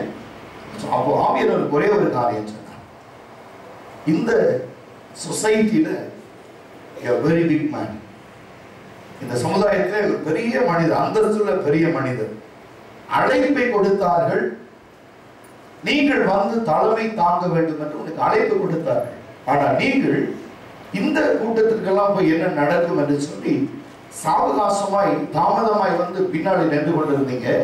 பல வசனங்களை தேவ ஆவியானவர் பேசும் பொழுதும் அது உங்களுக்காக எடுத்துக்கொள்ள, இன்றைக்கு ஆவியானவர் சில காரியங்களை உங்களுக்கு சொல்றாருன்னு சொல்லி அவருக்கு பல வருஷமாய் அவருடைய பிஏவா இருக்கிற மனுஷனுடைய பெயரை சொல்லி அவருடைய ஆஸ்தி பாதி பங்கு தன்னுடைய மாற்றி கொண்டிருக்கிற அந்த மனிதன் இப்போ உங்க மேல ஒரு வழக்கம் போட்டிருக்கிறான். If I file a case against you, it is right or not என்று கேட்டேன். மனுஷனுடைய பேரையும் சொல்லி அந்த மனிதர் கீழே விழுந்து ஒரு புழுவை போல துடித்தார். எது கௌரவமா தேவனை கையை தூக்கி ஆராதிப்பது கௌரவம், அப்படியெல்லாம் பண்ணனா நமக்கு வந்து இவ்வளவு பெரிய மனுஷனா இப்படி எல்லாம் செய்யக்கூடாதுன்னு சொல்லி தன்னை அடக்கி கொண்டு அந்த மனிதன் பார்க்கிற அவ்வளவு மனிதர் மத்தியில கீழே விழுந்து பிறண்டு அவர் சத்தம் போட்டு அந்த அழறின இந்த கதர் இருக்கு பாத்தீங்களா, அவ்வளவு பெரிய மனம் திரும்ப செய்யுது. It's a big man in the society. மைக்க பிடிக்க சொன்னாரு, ஐயா சொன்ன காரியம் 100க்கு 100 உண்மை. நான் பின்னால் அப்படிதான் நின்றுட்டு இருந்தேன். இந்த கூட்டத்துல தேவன் என்ன பெரிய காரியம் செய்ய போறார், என்ன பெரிய காரியம் பேச போறார். நான் இதுக்கு மேல ஊழியர்களெல்லாம் பார்த்துட்டேன், பெரிய பெரிய ஆளெல்லாம் பார்த்துட்டேன். இவர் என்ன 2 தடவை 3 தடவை ஹைதராபாத் வந்து கூட்டம் நடத்திக்கிட்டு இருக்காரு, இவரெல்லாம் என்ன செய்ய போறாருன்னு இதுவரைக்கும் எந்த ஊழியக்காரன் சொல்லாதது கர்த்தர் அடிமை மூலமா பேசினார்.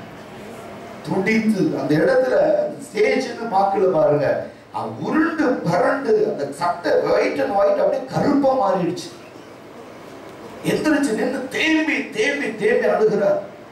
கார் டிரைவர் அவரை பிடிச்சு கொண்டு போய் சேர்ந்து உட்கார வச்சாங்க. ஆனா கூட்டம் முடிகிற வரைக்கும் அவர் அசையவே இல்லை. கண்கள்ல இருந்து தண்ணீர் கொட்டி கொண்டே வந்தது. கடைசியில் சொன்னார், ஐயா எங்க வீட்டுல இருந்து ஒரு காலை வச்சு ஜெபம் பண்ணிட்டு போங்க, எங்களுக்கு ஆசீர்வாதமா இருக்கு. நான் சொன்னேன், நான் வரதுக்கு முன்னாடி ஆவியானவர் கூட வந்துட்டேன், நீங்க போய் அநேக மாற்றத்தை பார்க்க போறீங்க. சில நாட்களுக்குள் அவரை தொலைபேசியில தொடர்பு கொண்டார். நான் சொன்னாரு, ஐயா நீங்க ஜெபித்தபடி அந்த கேஸ் அவனே வாபஸ் வாங்கிட்டான், என்னை ஏமாற்றி எடுத்த சில பங்கை அவன் திரும்ப கொடுக்கிறேன்னு சொல்லிட்டான். இது எப்படி நடந்ததுன்னு எனக்கு தெரியாது, இது தேவனால் தான் முடியும். நீ தேவாலயத்துல நாம் எப்படி இருக்கிறோம், நமக்கு வந்து ஒரு மதிப்பா இருக்குமா, இந்த சபையில தான் நமக்கு ஒரு மதிப்பு இருக்குமா, இந்த இடத்துல ஆராதிச்சா ஒரு மதிப்பு இருக்குமா, இந்த ஜனங்களோட இருந்தோம்னா மதிப்பு இருக்குமா? இல்லைங்க. சபை என்று சொன்னால் அது தேவனுடைய ஆலயம்.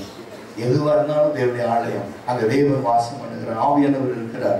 கர்த்தர் ஒவ்வொரு இருதயத்தையும் கவனிக்கிறவர், ஒவ்வொருவரையும் ஆசையோடு பார்க்கிறவர், விருப்பங்களை அறிந்திருக்கிறவர், தேவைகளை சந்திக்கிறவர், எல்லாவற்றையும் தமது மிகுந்த இரக்கத்தினால் அவைகளை நிறைவேற்றுகிறவர்.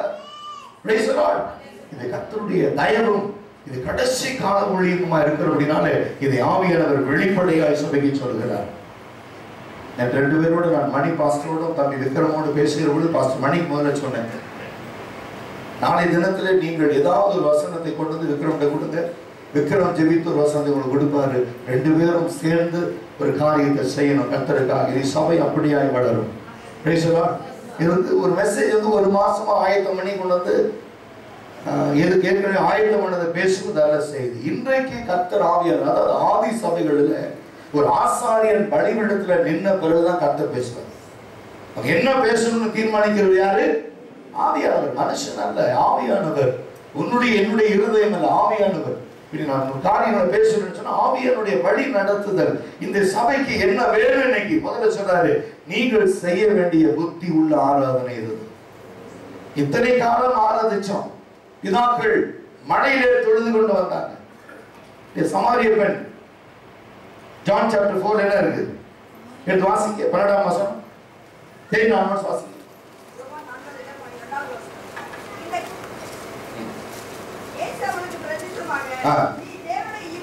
தேவனுடைய ஈவையும் அறிந்திருந்தாயானால் நீயே அவளிடத்தில் கேட்டிருப்பாய்.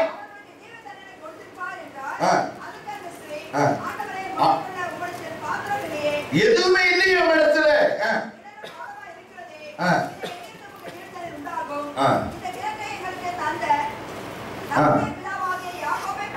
யாக்கோபை பார்க்கிலும் நீ பெரியவரோ. நல்ல கவனிங்க, இதுதான் சாலமோனிலும் பெரியவர். யாக்கோபை பார்க்க நீ பெரியவரா அப்படிங்கும்போது யாக்கோபு யாரு, இயேசு யாரு? அந்த ஸ்திரீ அறியாது இருக்கிறார். ஆனால் இயேசு தம்மை வெளிப்படுத்துகிறார். இயேசு மெசியா என்று அறிந்து ஒரு பெரிய ஊழியத்தை அவர் செய்கிறார். அவர் செய்கிற அவர் புத்தி உள்ள காரியம் அதுதான். தான் கேள்விப்பட்டதை மூடி வைக்காதபடி, தான் கேள்விப்பட்டதை தனக்குள்ள வைத்துக் கொள்ளாதபடி, இது ரகசியமாய் பாதுகாக்காதபடி அவர் என்ன செய்ய, கடந்து போய் எல்லாருக்கும் சொல்லுகிறார். அந்த ஜனங்கள் எல்லாம் இயேசுவை பின்பற்ற வருகிறார்கள்.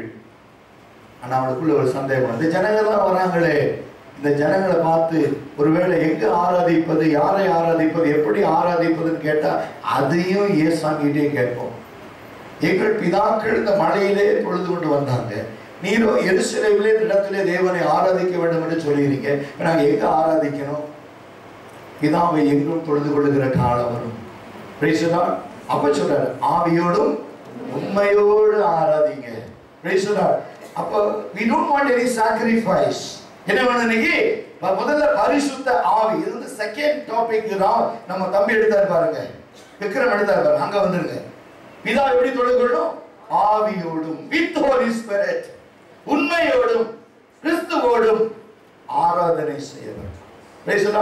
அந்த காரியத்துக்கு ஒரே பதில் கொடுத்தான்.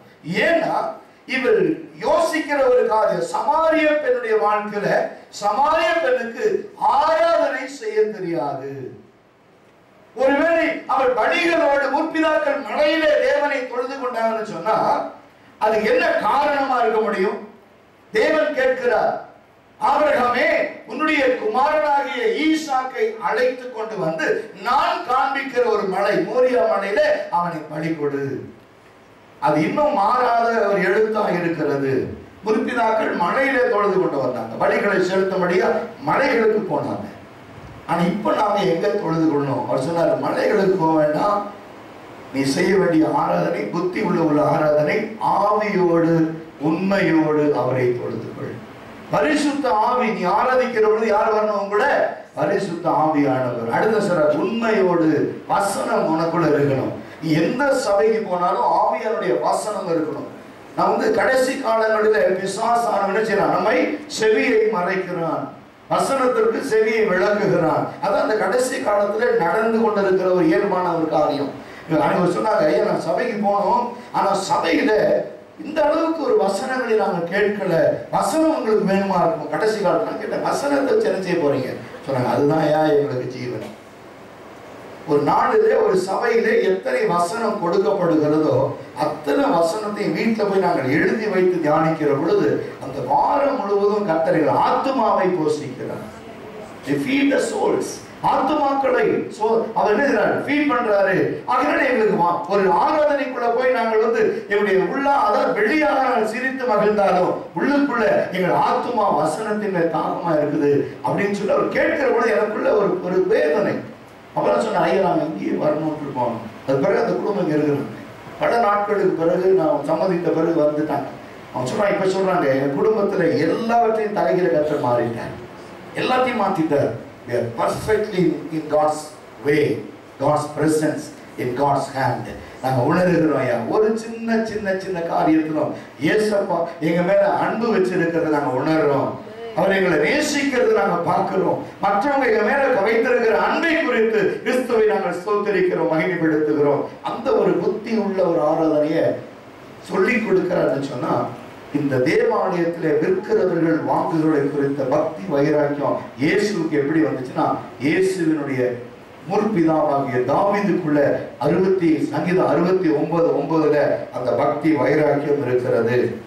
This verse was later applied to Jesus' anger at the temple's money changers and to his underserved suffering.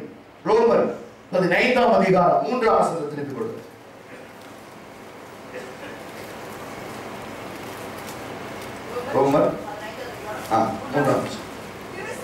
கிறிஸ்துவும் தனக்கு பிரியமாய் நடவாமல் என் மேல் விழுந்தது என்று. பார்த்தீங்களா? அப்போ அதாவது நீ பார்க்கிற பொழுது கிறிஸ்து எப்படி நடந்தார் என்று பார்க்கிறோம் இல்லையா? 3ஆம் வசனம் பாருங்க, திரும்பி இன்னொரு வாசிங்க. கிறிஸ்து தமக்கு பிரியமாய் நடவாமல் உம்மை நிந்திக்கிறவருடைய நிந்தை என் மேல் விழுந்தது என்று எழுதி இருக்கிறபடி.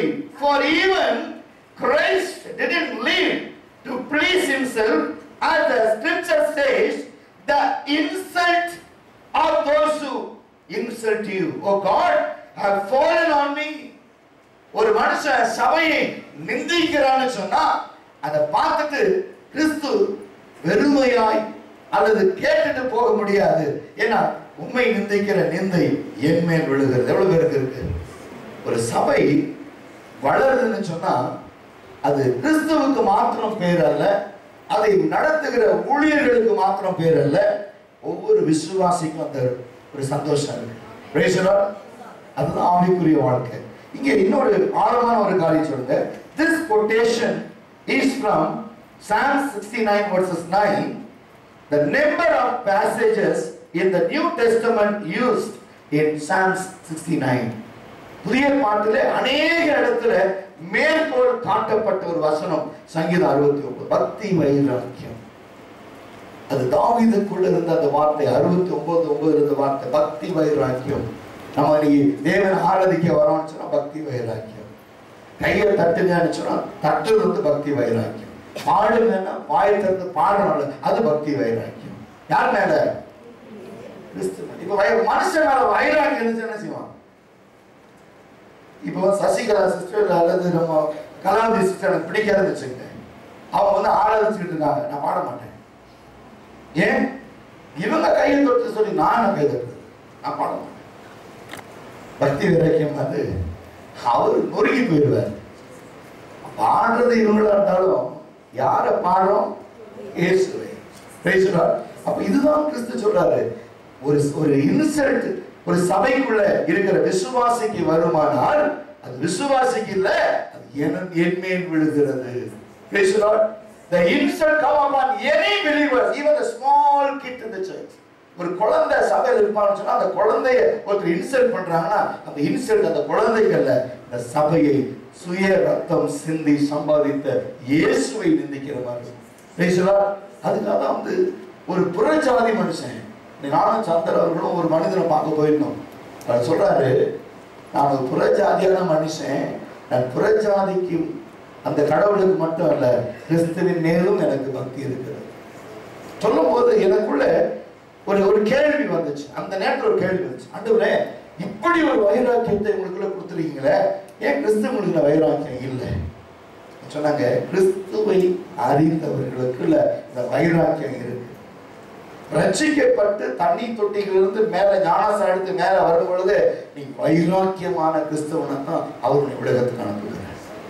கீழ்ப்படியாமையினால நாம் அதை இழந்து போகிறோம். கவி சொன்னாரு, ஒரு ஏதேன் தோட்டத்துக்குள்ள ஒரு மனிதன் சொப்பனத்திலே நுழைய விரும்புகிற பொழுது அவன் சுய ரூபத்தினாலே நுழைய முடியாது. எப்ப கிறிஸ்து அவனை தொட்டாரோ தொட்டோன்னே எல்லாமே மாறி போச்சு. நம்முடைய பாடுகளை அவர் ஏற்றுக்கொண்டு நம்முடைய துக்கங்களை சுமந்தார். நமக்கு சமாதானத்தை உண்டு பண்ணும் ஆக்கினை அவர் மேல் வந்தது. அவர் தழும்புகளால் சுகமானோம். இப்ப திரும்ப போகும்போது தூதர்கள் வரவேற்கிறாங்கன்னு சொன்னா அந்த தழும்புகளால் சுகமான மனுஷனை தான் திரும்பி ஏதனுக்குள்ள ஏற்றுக்கொள்றாங்க. அப்போ இவர் நம்ம ஏதனுக்குள்ள அனுப்பிட்டு இவரங்க உட்கார்ந்து இருக்கிறாரு. நம்முடைய புகழ் ரூபங்களை அவர் ஏற்றுக்கிட்டாரு, நம்முடைய பாவங்களை அவர் ஏற்றுட்டு அவரு ஏதனுக்குள்ள வர முடியாம நின்றுட்டு இருக்கிறார். ஏதன் சொல்லு, நமக்கு சமாதானத்தை உண்டு பண்ணும் ஆக்கினை அவர் மேல் வந்தது. அவர் தழும்புகளால் நாம் சுகமாகிறோம் என்று ஏசாயா எழுதி வைத்திருக்கிறார். இனி அவருடைய தழும்புகள் இனி சபையில அநேகரை குணமாக்கி கொண்டிருக்கிறது. அவருடைய தழும்புகள் அநேகரை உருவாக்கி கொண்டிருக்கிறது. இன்னைக்கு நான் ஒருவேளை பாவ மனுஷனாய் இந்த சபைக்குள் நான் வந்திருப்பேனால் கிறிஸ்துவின் அன்பு என்னை கிறிஸ்துவை போல மாற்றி கொண்டிருக்கிறது. இன்னைக்கு வழிதானம் இயேசுவோடு சேர்வோம், பரலோகத்திலே நிச்சயமாக இடம் உண்டு என்கிற நம்பிக்கையோடு நம்பிக்கை உள்ள கிறிஸ்தவர்களாய் இன்னைக்கும் ஒரு வைராக்கியத்தோடு வாழ்ந்து கொண்டிருக்கிறோம். அது கிறிஸ்து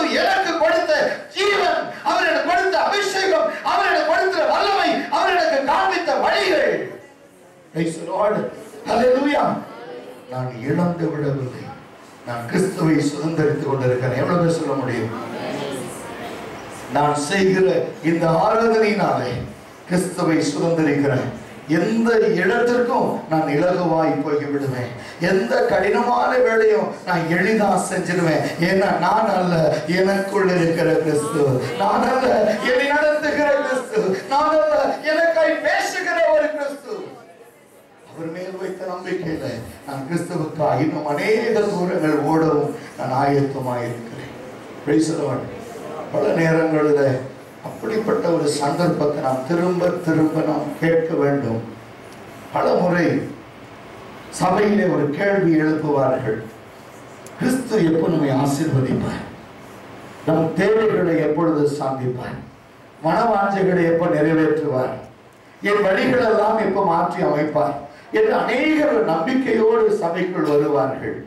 ஆனால் கிறிஸ்து நமக்கு கற்றுக் கொடுக்கிற ஒரு காரியம் என்னவென்றால், சபையோடு இணைக்கப்பட்டவர்கள், கிறிஸ்துவோடு இணைக்கப்பட்டவர்கள் ஒரு பெரிய எதிர்பார்ப்போடு கூட நான் கிறிஸ்துவை ஏற்றுக்கொண்டிருக்கிறேன், இனி என்னுடைய காரியங்கள் எல்லாம் கிறிஸ்துவுடையது, கிறிஸ்துவுக்காக நான் என்ன செய்ய வேண்டும், கிறிஸ்து இந்த பூமியில எதை விட்டு சென்றாரோ நான் அதை நிறைவேற்றி முடிக்கிற பொழுது என் வேலைகளை அவர் நிறைவேற்றி இருப்பார்.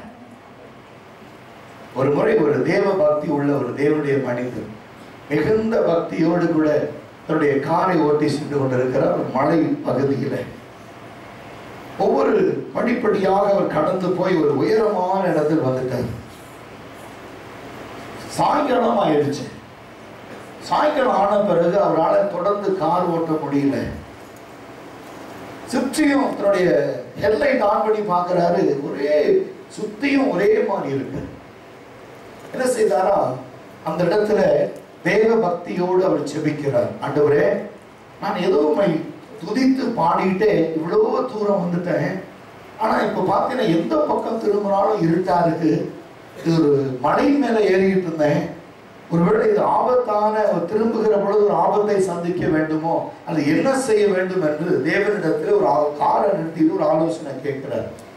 அப்ப அந்த இடத்துல ஒரு சத்தம் அவர் காதுல விழுகுது. பேசாம காருடைய ஹெட்லைட் எல்லாம் ஆஃப் பண்ணிட்டு கார் ஹேண்ட் பிரேக் போட்டு நிறுத்திட்டு பேசாம காரையே ஜெபித்து கொண்டிரு என்று சொல்லுகிற ஒரு மெல்லிய சத்தத்தை அவர் கேட்கிறார். அந்த சத்தம் கேட்ட உடனே கார் அங்கேயே நிறுத்திட்டு ஹெட்லைட் எல்லாம் ஆஃப் பண்ணிட்டு கார் ஆஃப் பண்ணிட்டு கண்ணாடி கொஞ்சம் லேசா இறக்கி விட்டுட்டு கார்லேயே அவர் என்ன செய்யறாரா, ஜெபித்து கொண்டே இருக்கிறார். விடியற் காலையில அப்படியே ஒரு மெல்லிய ஒரு சத்தம் கேட்குது. அந்த காலை பொழுது மெல்லிய காற்று காருக்குள்ள வீசுது. இவர் நித்திரை செய்து மனிதர் எழுந்திருக்கிறார். எழுந்த உடனே கண்களை அப்படி தொடர்ந்து பார்க்கிற பொழுது அடுத்த ஒரு இன்ச் கார் நவர்ந்திருந்தா ஆயிரமான அடி பள்ளத்தில் விழுந்திருப்பார். அவர் காரை சரியான இடத்துல நிற்க வைத்து இரவெல்லாம் அந்த காரை பாதுகாத்துவது. இப்ப சொன்னாரா, இப்ப ரிவர்ஸ் கீர் போட்டு மெதுவா லெஃப்ட்ல டர்ன் பண்ணி காரை கீழே மட்டும் போகும்.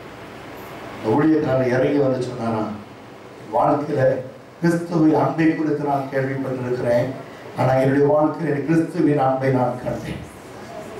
மனைவிட்ட சொன்னாரா, கிறிஸ்துவின் அன்பை நான் கண்டேன். பிள்ளைகிட்ட சொன்னாரா, கிறிஸ்துவின் அன்பை நான் கண்டேன்.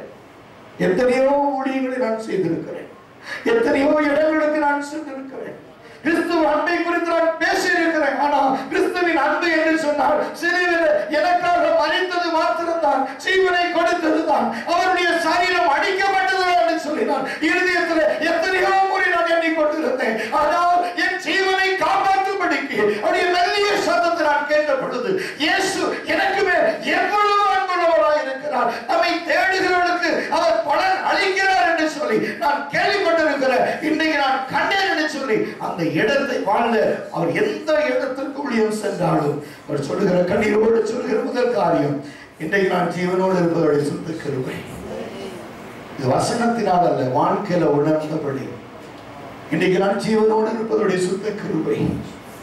ஒவ்வொரு நாட்களாய் எண்ணினாரா, ஒவ்வொரு நாட்களாய் எண்ணினாரா, அப்பா என்னுடைய ஆயுசு நாட்களில் இன்னொரு ஆண்டை கொடுத்து அந்த மலை பகுதியிலே நான் விழுந்திருப்பேன். ஆனால் மரித்து 2 நாட்கள் ஆகியிருக்கும், மரித்து 3 நாட்கள் ஆகியிருக்கும், மரித்து 4 நாட்கள் ஆகியிருக்கும் என்று சொல்லி ஒவ்வொரு நாளும் தன்னுடைய டைரியில் அந்த நாட்களை குறித்து கொண்டு வந்தாராம். ஒரு நாள் பிரசங்கம் பண்ணும்போது சொன்னாரா, இன்னைக்கு 50வது நாள், ஜனங்க கேட்டாங்க, ஐயா அதை 50வது நாள்னு சொன்னீங்க, என்னையா எங்களுக்கு சொல்லுங்க. சொன்னாரு, செத்திருந்தா 50வது நாள் ஆயிருக்கும், இன்னைக்கு நான் மரித்திருந்தால் 50 நாள் ஆயிருக்கும். அந்த நான் உயிரை கர்த்தர் காப்பாற்றி 50 நாளும் அவருக்கு ஊழியம் செய்வடியாய் என் ஜீவனை காப்பாற்றி இருக்கிறார். எனக்கு அன்பான தேவ சபையை கர்த்தர் இன்றைக்கு உன்னை காப்பாற்றி இந்த இடத்திற்குள் கொண்டு வந்திருக்கிறார். நீ செய்ய வேண்டிய ஒரு ஆராதனை, நீ செய்ய வேண்டிய ஒரு புத்தி உள்ள ஆராதனை இதுவே என்று என் தேவனாகிய கர்த்தர் இன்றைக்கு உனக்கு சொல்லுகிறார். பல முறை தேவனுடைய காப்பாற்றி இருக்கிறார் தம்முடைய குமாரனுடைய இரத்தத்தினாலே. பாவங்களிலிருந்து உன்னை கழுவி சுத்திகரித்திருக்கிறார். அவருடைய பிள்ளையாய் வாழும்படிக்கு, நீ பரிசுத்தமாய் இருக்கும்படிக்கு, பரிசுத்த ஆவியானவரால் குமாரனிடத்தில் நடத்தப்பட்டு பிதாவினிடத்தில் சேருகிறவர்களால் இன்னைக்கு சபையாகிய நம்மை அனுதினமும் தேவன் வழிநடத்தி வருகிறார். உன்னுடைய வாஞ்சை, உன் விருப்பம், உன் எதிர்பார்ப்புகள் எதுவாக இருந்தாலும் சரி, இன்றைக்கு அவைகளை நிறைவேற்ற தேவன் போதுமானவர். அப்படி இருந்து நிற்போம். கர்த்தர் பெரிய காரியங்களை உனக்கு செய்ய போகிறார். Praise God. Hallelujah. Thank you, Lord. Glorious.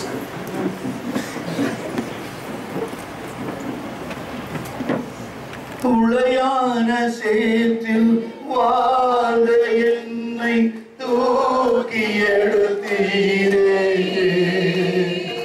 துளையான சேற்றில் வாழ்ந்த என்னை தூக்கி எடுத்தீரே. கல்வாரி ரத்தம் எனக்காக சிந்தி கழுவி அணைத்தீரே. கல்வாரி ரத்தம் எனக்காக சிந்தி கழுவி அணைத்தீரே. நன்றி உமக்கு நன்றி ஐயா, நன்றி உமக்கு நன்றி. ஒரே நிமிஷம் கவனிங்க. ஒரு சுடரொளி பட்டயத்தோடு தூதன் நின்று கொண்டிருக்கிறான். ஒரு தேவ மனிதர் உள்ளே நுழைய விரும்புகிறான். அவனை தடுத்து விடுகிறார்கள் பட்டயத்தை வைத்து. ஆனா ஒரு மனிதர், அழகான மனிதர், அவரை கட்டி பிடிச்ச பிறகு தூதர்கள் வந்து கூப்பிட்டாங்களே, உங்களுக்காக இந்த இடம் என்ன சொல்லி. எப்படி அது போவதற்கு எந்த காரணம் வந்து சொல்ல முடியுமா? கல்வாரி ரத்தம் சிந்தி கழுவி அணைத்திருக்கிறார். Praise the Lord. என்னை அணைத்திருக்கிறார். எவ்வளவு பேர் இன்னைக்கு கிறிஸ்து அணைக்கணும். Praise the Lord. அப்படியே கண்ணை மூடுங்க. ஆவியர் உங்க மேல இறங்க போகிறார். கிறிஸ்து அணைச்சார்னா முகம் மட்டும் மாறாது, சரீரமே மாறப்போகுது. எந்த பலவீனமும், எந்த சோர்வும், எந்த கஷ்டமும் நஷ்டமும் உன்னை தொடாதபடி அவர் கழுவி அணைக்கிறவர். கல்வாரி ரத்தம் சிந்தி உன்னை கழுவி அணைக்கிறவர். Praise the Lord. உளையான சேற்றில் வாழ்ந்த என்னை தூக்கி எடுத்தீரே.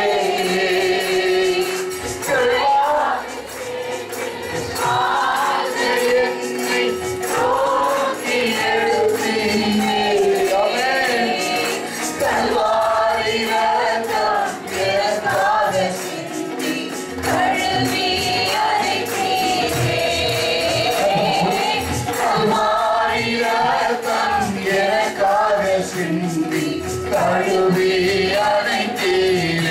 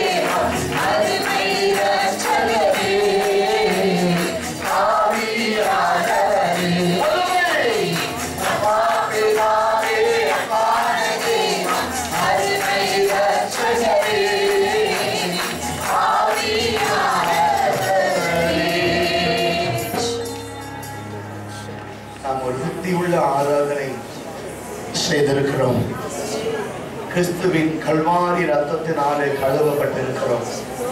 நம்முடைய ஜீவனை அவருக்காக அர்ப்பணித்திருக்கிறோம். ஜீவ பலியாய் ஒப்புக்கொடுத்திருக்கிறோம். இந்த நாளில இந்த ஆராதனையில கடந்து கொண்டு வந்த ஒவ்வொரு பிள்ளைகள் வாழ்க்கையிலும் வேத ஆவியானவர் ஒரே ஒரு வார்த்தை சொல்லுகிறார். நீங்கள் இனி உங்களுடையவர்கள் அல்ல, நீங்கள் என்னுடையவர்கள். You are not your own, but you are my people. You are my people. இப்பொழுதே ஒரு சரீரத்தின் மேல், உடைய சரீரத்தின் மேல் வல்லமை கடந்து வரட்டும். Right now, the power of healing, the power of anointing, the power of deliverance, right now to touch your body, right now in the name of Jesus. நசரேயனாகிய இயேசுவின் நாமத்தினாலே எல்லா பலவீனங்களையும் இயேசுவின் நாமத்தினாலே மாற்றி நீ சுகமடைக்க அவர் இன்றைக்கும் ஜீவனோடு இருக்கிறார். நன்றி ஆவியானவரே, தொடர்ந்து உடைய பிள்ளைகளை எடுத்து பயன்படுத்தும் வல்லமையாய் காத்து இயேசுவின் நாமத்தில் ஜெபிக்கிறோம் பிதாவே. God bless you. Please be seated. With offering